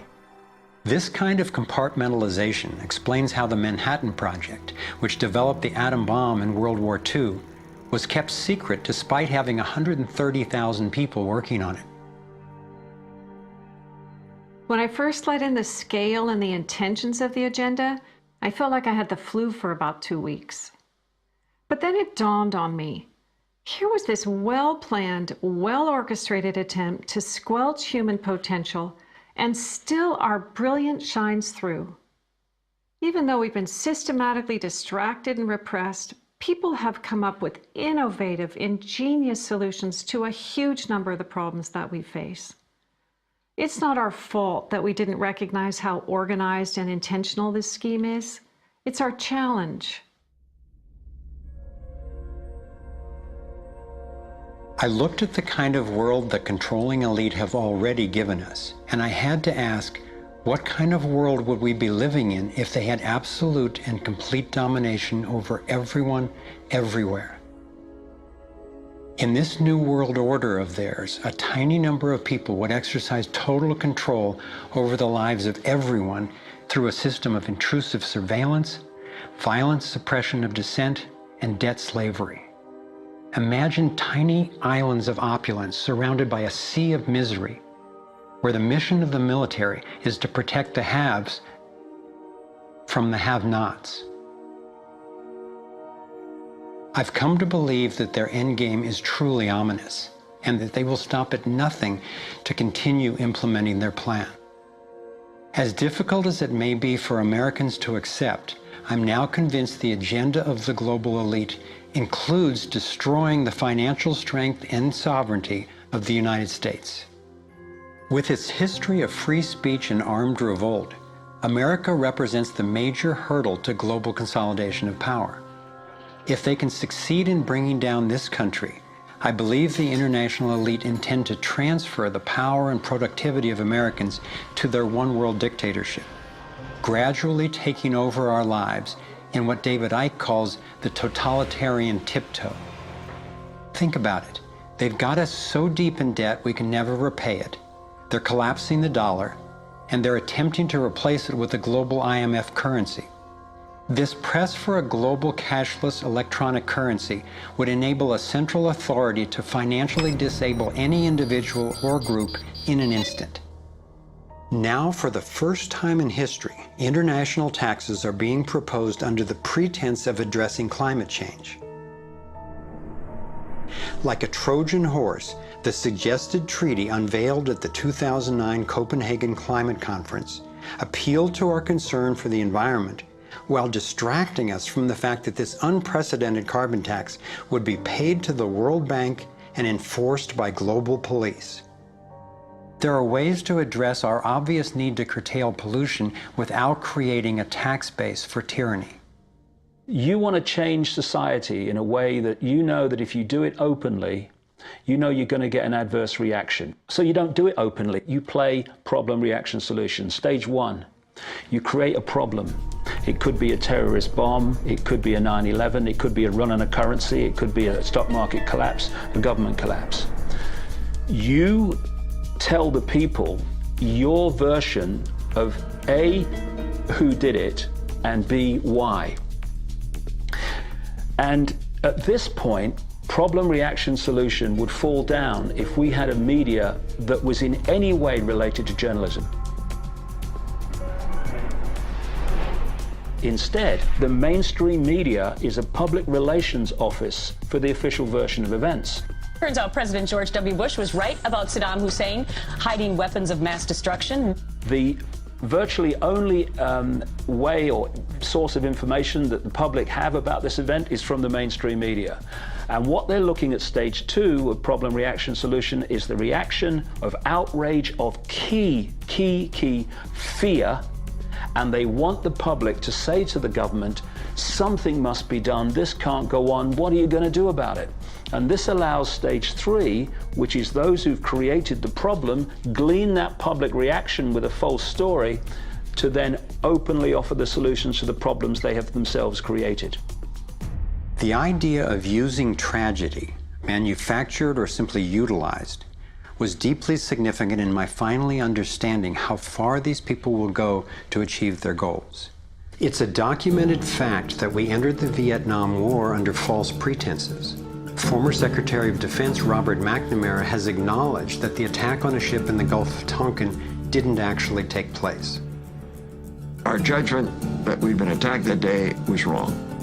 It didn't happen.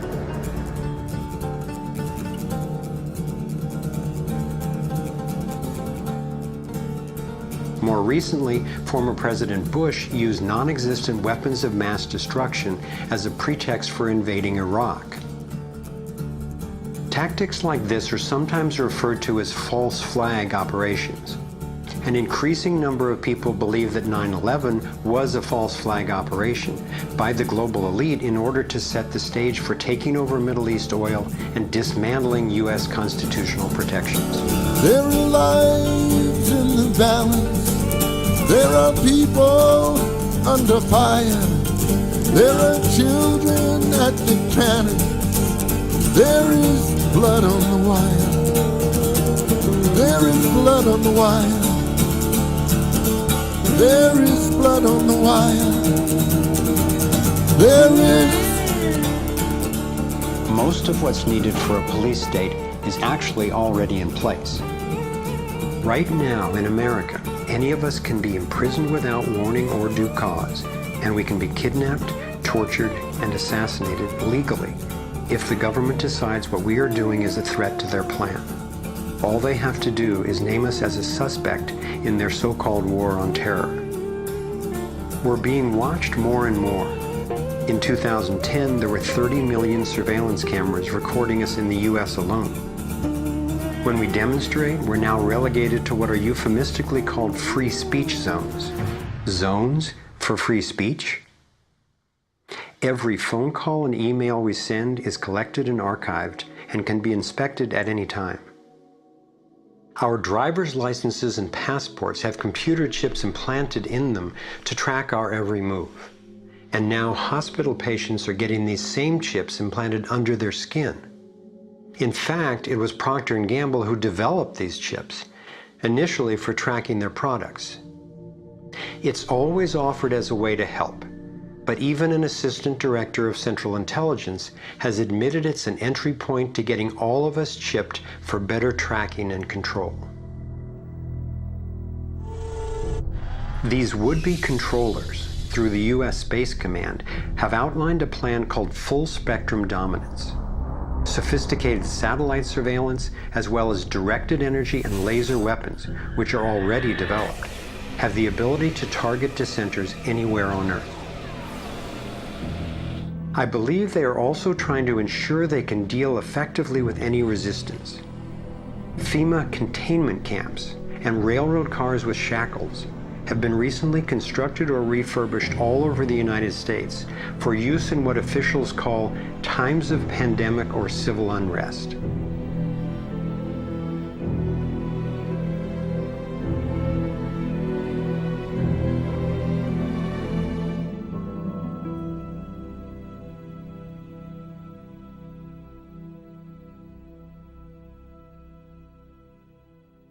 There's one more brutal realization about the global domination agenda that I need to share. This was a horrible one for me to grasp, but without it, this inquiry would be dangerously incomplete, and our solution strategies would be inadequately informed. In my research, I came across convincing evidence that their plan actually includes the elimination of the majority of the world's population. As sick as it sounds, it makes sense that they would be better positioned to succeed in their quest for absolute control if there are fewer of us to manage.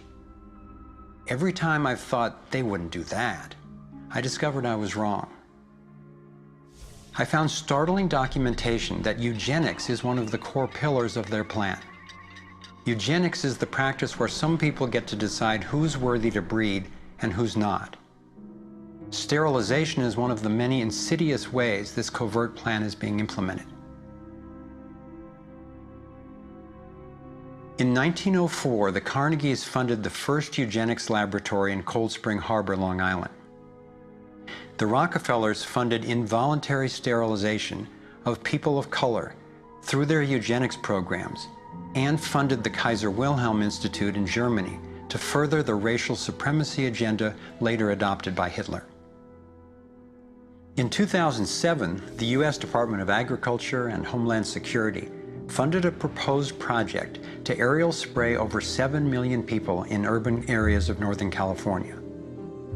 After citizens organized against the plan, officials were forced to reveal that the spray included multiple toxins that can cause disease and disrupt the reproductive cycle.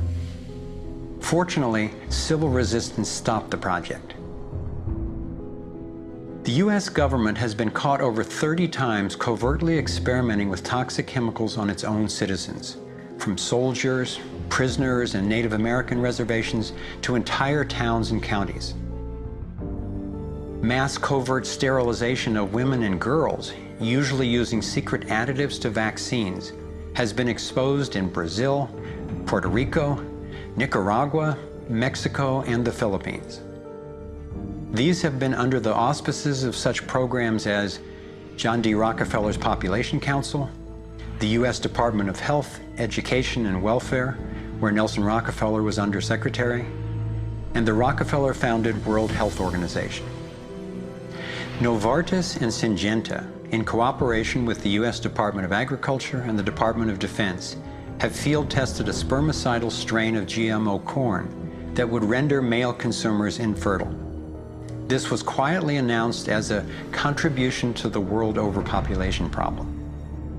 The list goes on and on. Right now, global human fertility is plunging. I'm convinced that this is no accident. For me, being willing to consider and research a direct depopulation agenda was critical to my getting the whole picture and to generating responses that could be sufficient to the task we face. I know this may sound crazy, but imagine that it's 1932 and we're in Germany. If I told you that in the next decade millions of people would be exterminated, you would say impossible. No one would do such a thing.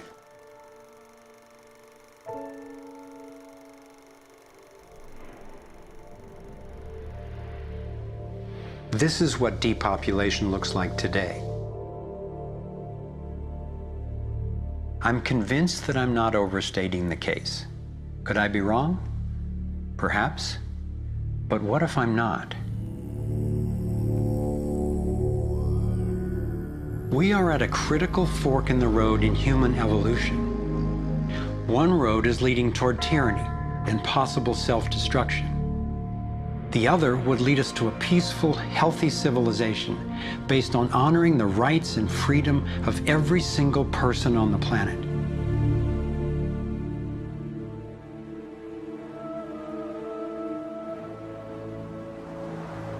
To set off in this new direction, it's up to you and me to clear that road. The time has come to say, enough. There is another way. I believe that together we have the knowledge, the resources, and the solutions to meet that challenge.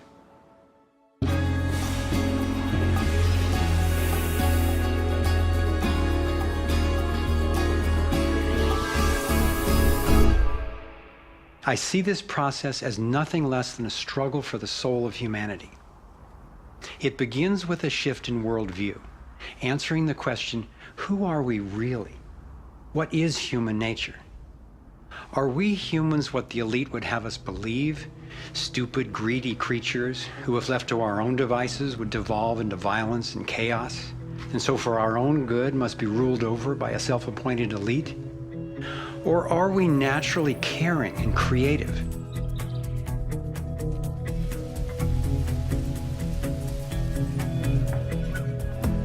I believe when people are healthy and have what we need to survive, we can create a world based on integrity, freedom, and compassion. A world where everyone can thrive. Which of these two views will shape our future? That's our choice now. The agenda of the ruling elite is the product of a destructive worldview, based on their beliefs that there's not enough to go around, that some people are more deserving than others, and that their own safety depends on maintaining absolute control over the rest of us. In short, their worldview is based on scarcity and fear. But as powerful as they are, the architects of the New World Order cannot create their dreadful vision without our collusion. To stop them, to render their agenda obsolete, we have to wake up. We have to take action.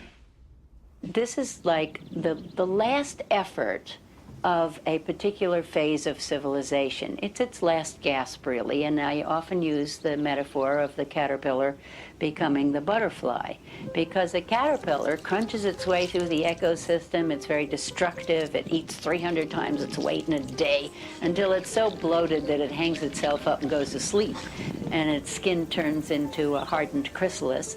And then in its body, you get these imaginal cells. Biologists actually call them that, forming within the caterpillar's body. The caterpillar's body then actually becomes a nutritive soup for those cells.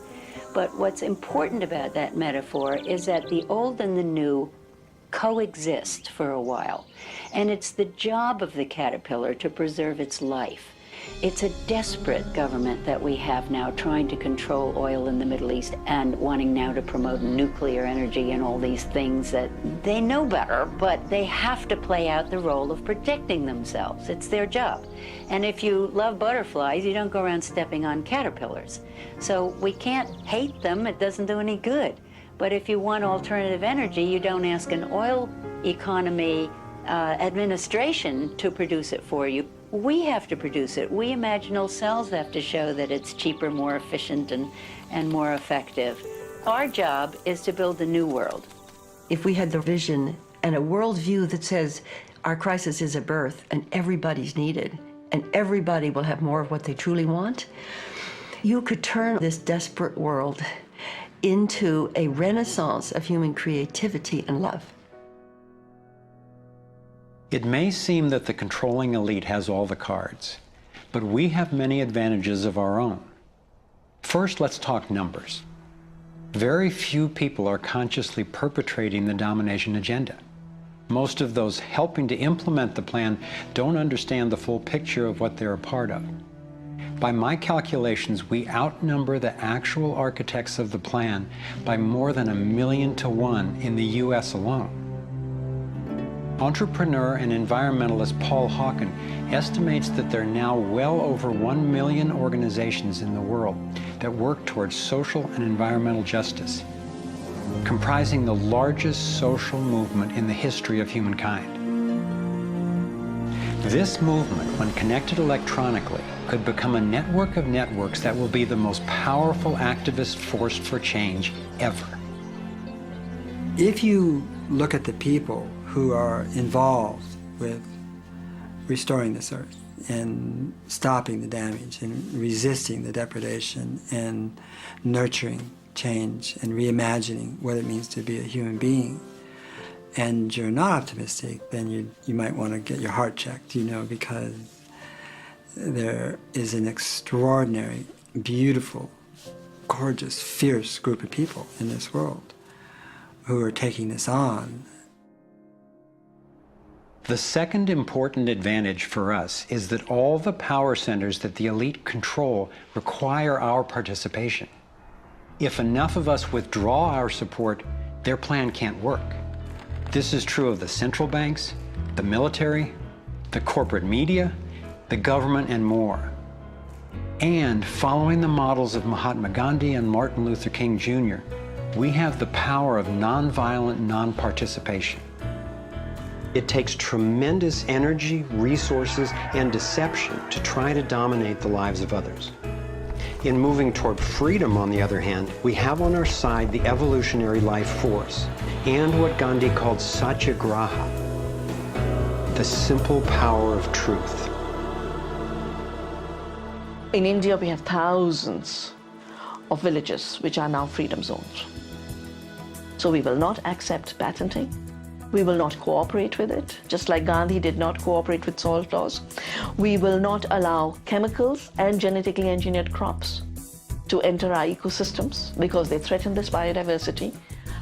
And this freedom movement, which is a freedom movement for all species, not just for individual humans, is something that's growing so fast and is reflected in the movement for GMO-free zones in Europe. I turn my back, and there's another 1,000 GMO-free zones. 90% of Italy, 90% of Austria. The freedom zones around the seed, around food, are creating massive shifts. In Bolivia, a grassroots movement took to the streets, relentlessly banging pots and pans, and eventually stopped the foreign corporate takeover of their water resources. Though very little is shown by the corporate media, there are countless success stories going on every day all over the world.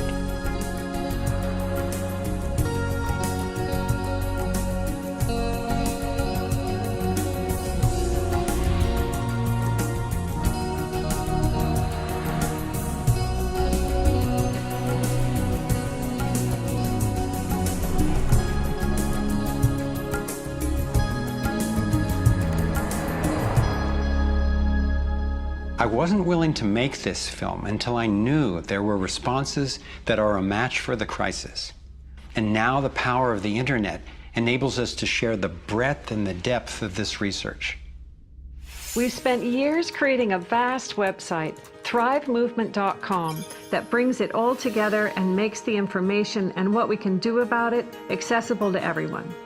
Here you have your very own Navigator module to go deeper into the main subjects covered in the film: code, problem, and solutions. You can study strategies and tactics and connect with others to take high leverage actions. Every fact stated in this film has been independently verified, and the reference is on our website. This sector navigator facilitates whole systems thinking that recognizes that actions in one area impact all the others. The center of the sector navigator is worldview, because it determines how we experience everything that happens within and around us. In every sector, you'll find critical issues, resources, group strategies, and individual actions to peacefully and productively affect real change. Our resource tree will link you to the people, organizations, and media that we most recommend to help you get more fully educated and engaged. I was encouraged to find that there are a minimum number of actions which, working together, can tip the scales. It's not endless. Once we see the big picture, we'll look at what each of us can do to help accomplish it. Let's take a look at the strategic antidotes to their economic domination.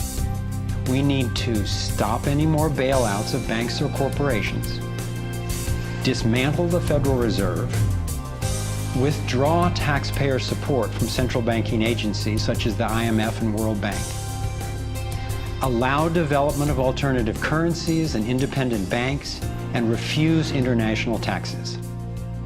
My main emphasis is on solutions in the US, because that's what I know best.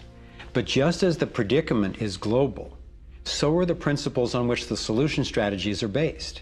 Here are some tactical actions that we can take as individuals that don't take much time or money to make a real difference right now.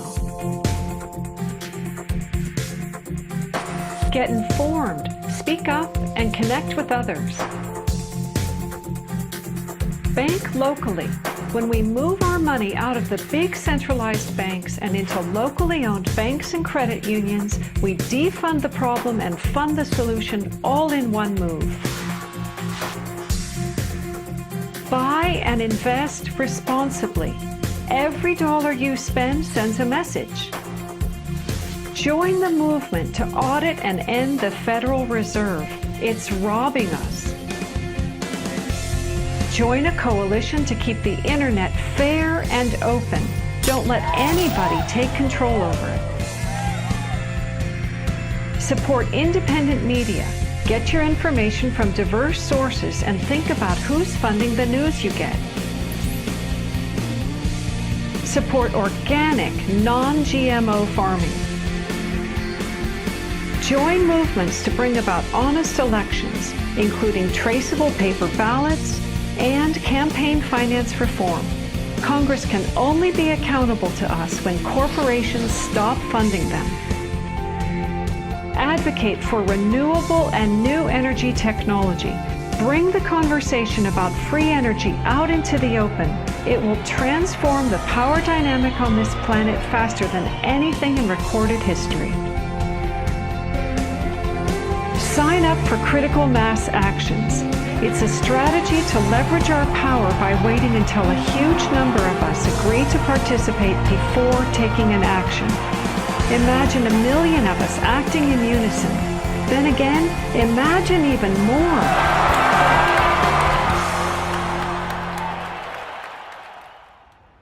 I've been inspired by how many grounded solutions and real-life problem solvers there actually are.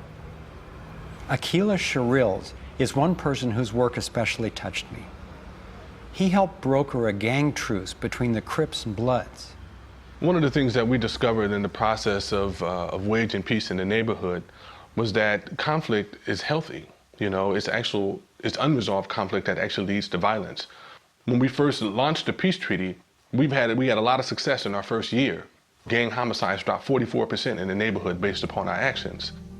Aqeela describes what happened when two rival gang leaders finally met after the truce. The brother came up to him and told him, man, look, I know you got some hard feelings for me. You know, maybe I got some hard feelings for you. He said, but because of this truce, man, he said, I'm willing to put all of that to the side. And he stuck out his hand. He hugged him and he said he closed his eyes because he was preparing for a sharp, knife to enter his back. He was waiting for for a bullet you know, to be shot into his stomach. But he said after a few moments, you know, he held that embrace. You know, he realized that, you know, that it was genuine. I believe that having a clear picture of our potential is as important as uncovering what stands in its way. So I want to take you to a possible world of the future. It's a world the elite would have you believe is an impossible pipe dream, but I'm convinced it's a world that is utterly within our grasp. We can create a world where people can thrive, where we can feel safe and secure. The air, water, and food are clean. A world where communities are capable of producing their own energy and food, and trade is open and fair. Rather than focusing on punishment, instead justice restores lives and losses. Insurance pays doctors to keep people healthy. Education is voluntary, serving the needs of individuals instead of corporations. We get honest feedback from independent media. There are no subsidies and no bailouts. Imagine that with an honest money system, little or no taxes, and low electric and fuel bills, you would have the money to pay off your home and car and be free to save and invest. You would enjoy more wealth, freedom, and security, all while working the same or probably less. Let's say I started a mutual fund for my neighborhood, and all the neighbors had stock, okay? And so they healed the environment, and their stock went up in value. So instead of getting drained financially, they're making money. They're making money from things that make their kids safer and prevent the planet from dying. So you kind of have your cake and eat it too. Instead of working all week to make money and then coming home and trying to save the planet on the weekends, you can spend Monday through Friday making money saving the planet and then, you know, go to the beach. This vision of a thriving world is based on what could be called the liberty perspective. There is a simple principle that underlies this approach: non-violation. Nobody gets to violate you or your property, and you don't get to violate anyone else, except in genuine self-defense. This is the one rule I've found that every single person agrees with, at least for themselves. I believe that non-violation is the true north of humanity's moral compass and our core navigating insight. This insight can guide us and protect each and every individual as we set up voluntary, self-sustaining systems. It is a way of living that I can stand for wholeheartedly and without reservation. I've been profoundly influenced by the work of Austrian economist Ludwig von Mises, who developed a whole philosophy and economic system based on the core ethic of non-aggression. Motivated by having witnessed the ravages of communism and fascism in Europe, he committed his life to finding a just way. He recognized that those systems, as well as socialism and even democracy, wrongly assume the rights of the collective, or the group, to be more important than those of the individual. I had always gone along with the view that more people will thrive if we consider the group's needs above the individual's. But when I took a closer look, I found it doesn't really work that way. In the name of what's best for the group, governments have been responsible for most of the war, death, and destruction on the planet. More than 200 million individuals were killed in the 20th century alone. So how would applying the principle of non-violation change this dynamic? It would take us from incremental change of a fundamentally flawed system to a complete transformation where not just some, or even the majority, but everyone could truly have the opportunity to thrive. In order to implement the principle of non-violation, it makes sense to me to honestly re-examine our past, because it doesn't work to try to build a healthy living system on top of an unhealthy one. We have to go back to the most fundamental acts of injustice upon which the country was founded, in the seizure of the lands of the people and the slaughter of their women and children, and the rendering destitute most of the remnants of these people, is such a grievous wrong that we believe that we have to deal with that, to come to grips with that in a fundamental way. Understanding that they're not wrongs that were done and completed 150 years ago. They're wrongs that are continued every single day. So you have, through the history of North America and the United States, over 500 treaties signed with indigenous nations where every single one of them now has been violated. You have, in fact, a tremendous amount of wealth having been generated from indigenous peoples' lands and resources, and billions of dollars every year still being generated by corporations and European nations based on the continued exploitation of indigenous peoples' lands and resources. If we didn't have large corporations, if we didn't have Western governments defining how you and I were to relate to each other, living here in North America now together, how would we relate to one another? How would we make it different? It's going to take time and courageous effort to shift the consciousness and accomplish the tasks that will move us toward the world I'm talking about. And yet I know of no greater gift that we could give to future generations. We can't do everything at once. I envision 3 overlapping stages of the solutions process. In stage 1, we bring as much integrity as possible to our current systems. If we cut the US military budget in half, it would still roughly equal the defense spending of the entire rest of the world. Between that and getting rid of the Federal Reserve, over $1 trillion a year would be freed, enough to feed everyone on our planet, deal with social issues, and heal our environment. Many people believe that widespread starvation and poverty are inevitable, but compared to war, eliminating poverty and restoring the environment are cheap. According to Lester Brown's Earth Policy Institute, it would take under $200 billion a year to restore the Earth's environment and meet global social goals. But this stage isn't the end goal of the Liberty perspective. While stage 1 has a lot of the compassion typically associated with a liberal Democrat agenda, stage 2 reflects much of the wisdom of the traditional conservative worldview. In stage 2, we shrink government's role to protecting individual liberty and stewarding things we share in common, like ecosystems and the airwaves we use to communicate. As the system gains integrity and we move to sound currency, people will have enough money to have more control over everything that affects them. Stage 3 grows out of the increasing freedom that people gain in stages 1 and 2, as they have more money and more time. There is no involuntary tax and therefore no involuntary governance. There's no monopoly on force. There are rules, but no rulers. Rigorously protecting individual rights turns out to be key for honoring our interdependence. We can be distinct and unified at the same time. As utopian as this can sound at first, I've been thrilled to see how much practical thinking has been done to deal with tough issues like healthcare, crime, and education. These 3 stages validate the best of both the liberal and conservative perspectives that have divided us for so long, and then reconcile them at a new level, around non-violation, a core ethic we all share. Stage 3 honors human incentive and finally includes the rights of not just many, not just most, but everyone. The Torus provides a template for a society based on integrity and wholeness. It conserves what's working. It has built-in feedback so it can self-correct and innovate to maintain balance. We can apply these and other features of the Torus dynamic to our human social systems.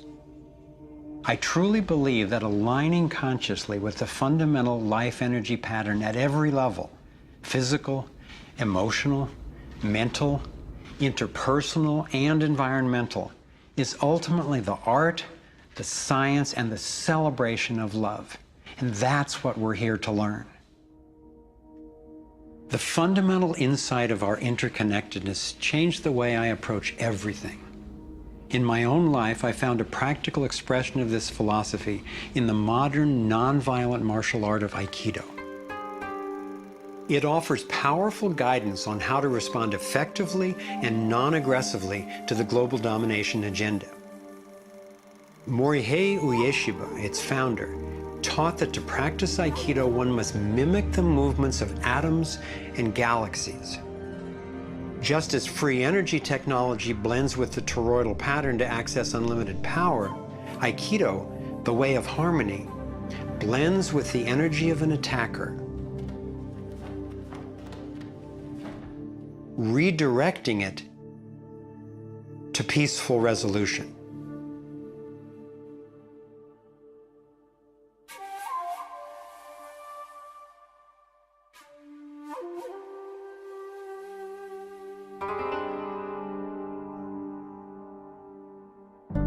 Gandhi and King applied these principles of non-aggressive power at the economic and social levels. If we respond with violence to the domination agenda, other than in self-defense, it would only continue the old us versus them paradigm and provide an excuse for even more police state measures. I believe that it's essential, both morally and strategically, that we take the path of non-aggression. There is another aspect of the Taurus that has profound implications for how we can respond to the challenges before us.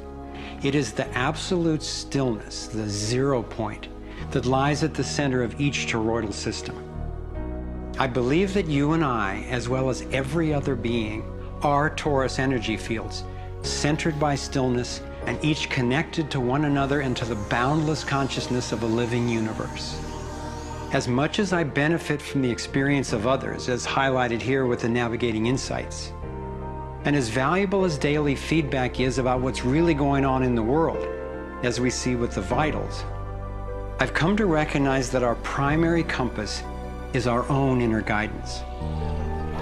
As we learn to quiet the noise and amplify the inner signal, we can better hear the voice that naturally knows and offers wise direction.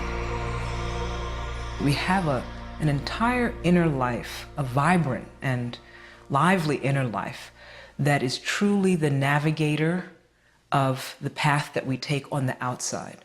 If your inner life is the driver of how you show up in the world, it makes sense that if you want to have anything to do with where you're going, that you have to be in relationship to that inner life. You have to be in relationship to the driver.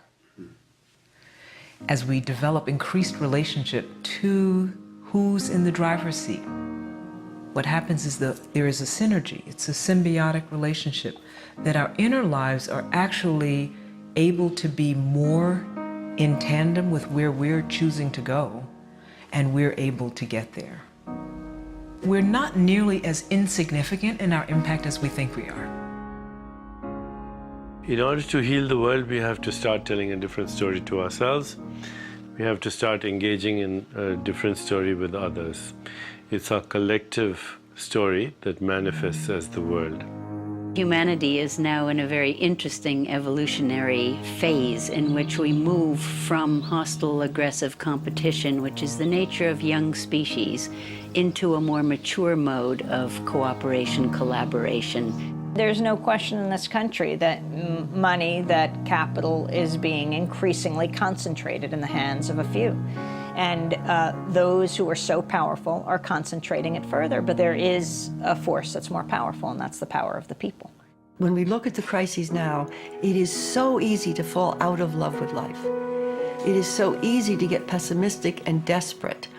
But from my perspective, the crisis has matured to the point of being on the threshold of mass awakening, and that feeling inside me gives me the vitality to know that no matter how small what I'm doing looks to me in the face of these huge problems, that the impulse of evolution is not small. And when it's in everybody who's waking up, it's huge. And as more and more of us are waking up, linking up, and daring to speak up, the scheme for global domination is being exposed. And we're discovering solutions that can create the world we yearn for and deserve. Again and again throughout history, When people have recognized tyranny rearing its cruel head, they've come together and stood up for liberty. I am confident humankind will look back on this period and be proud that when we saw, we acted. Thank you for coming on this journey with us. I'm convinced we have what it takes to thrive. Let's make it happen.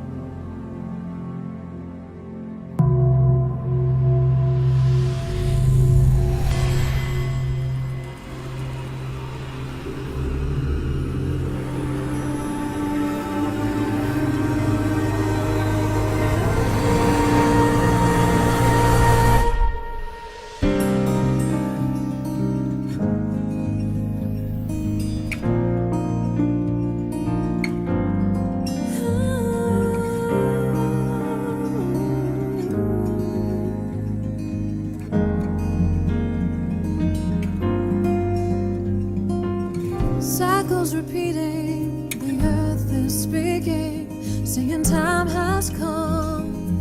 Wake up from this nightmare of life.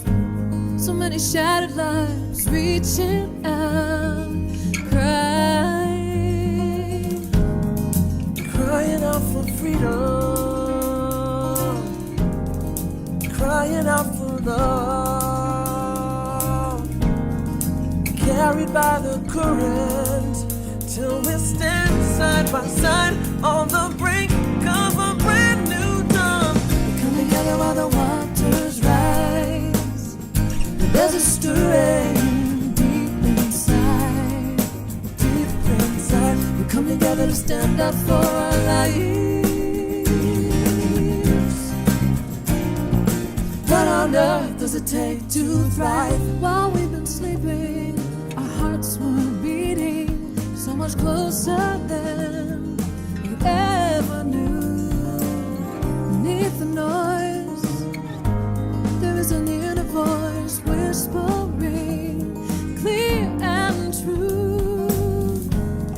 The veils are finally lifting, our ways becoming clear. There's a dream without a limit, and a vision so strong, every person knows they belong. We come together while the waters rise.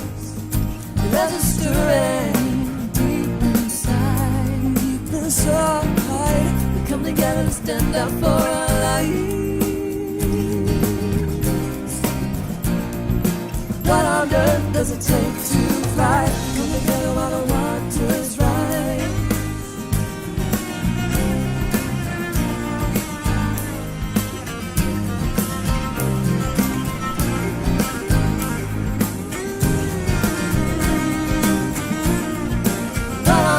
Does it take to thrive out in the open? Thrive healing what's broken. Every heart, every life, living our place in it now.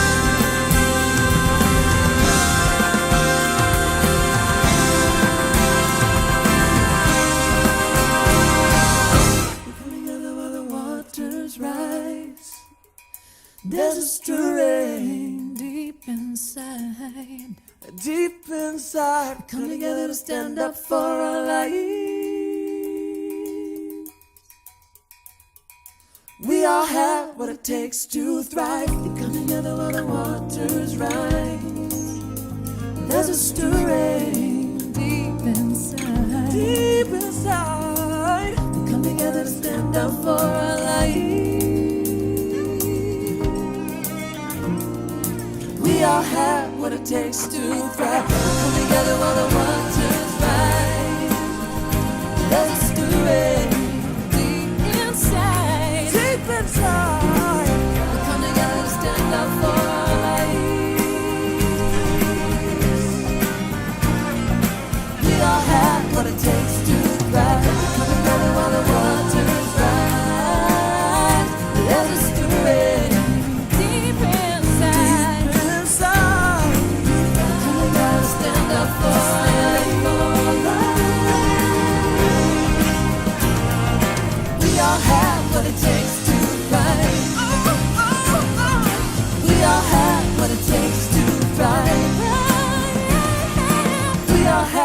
it takes to thrive.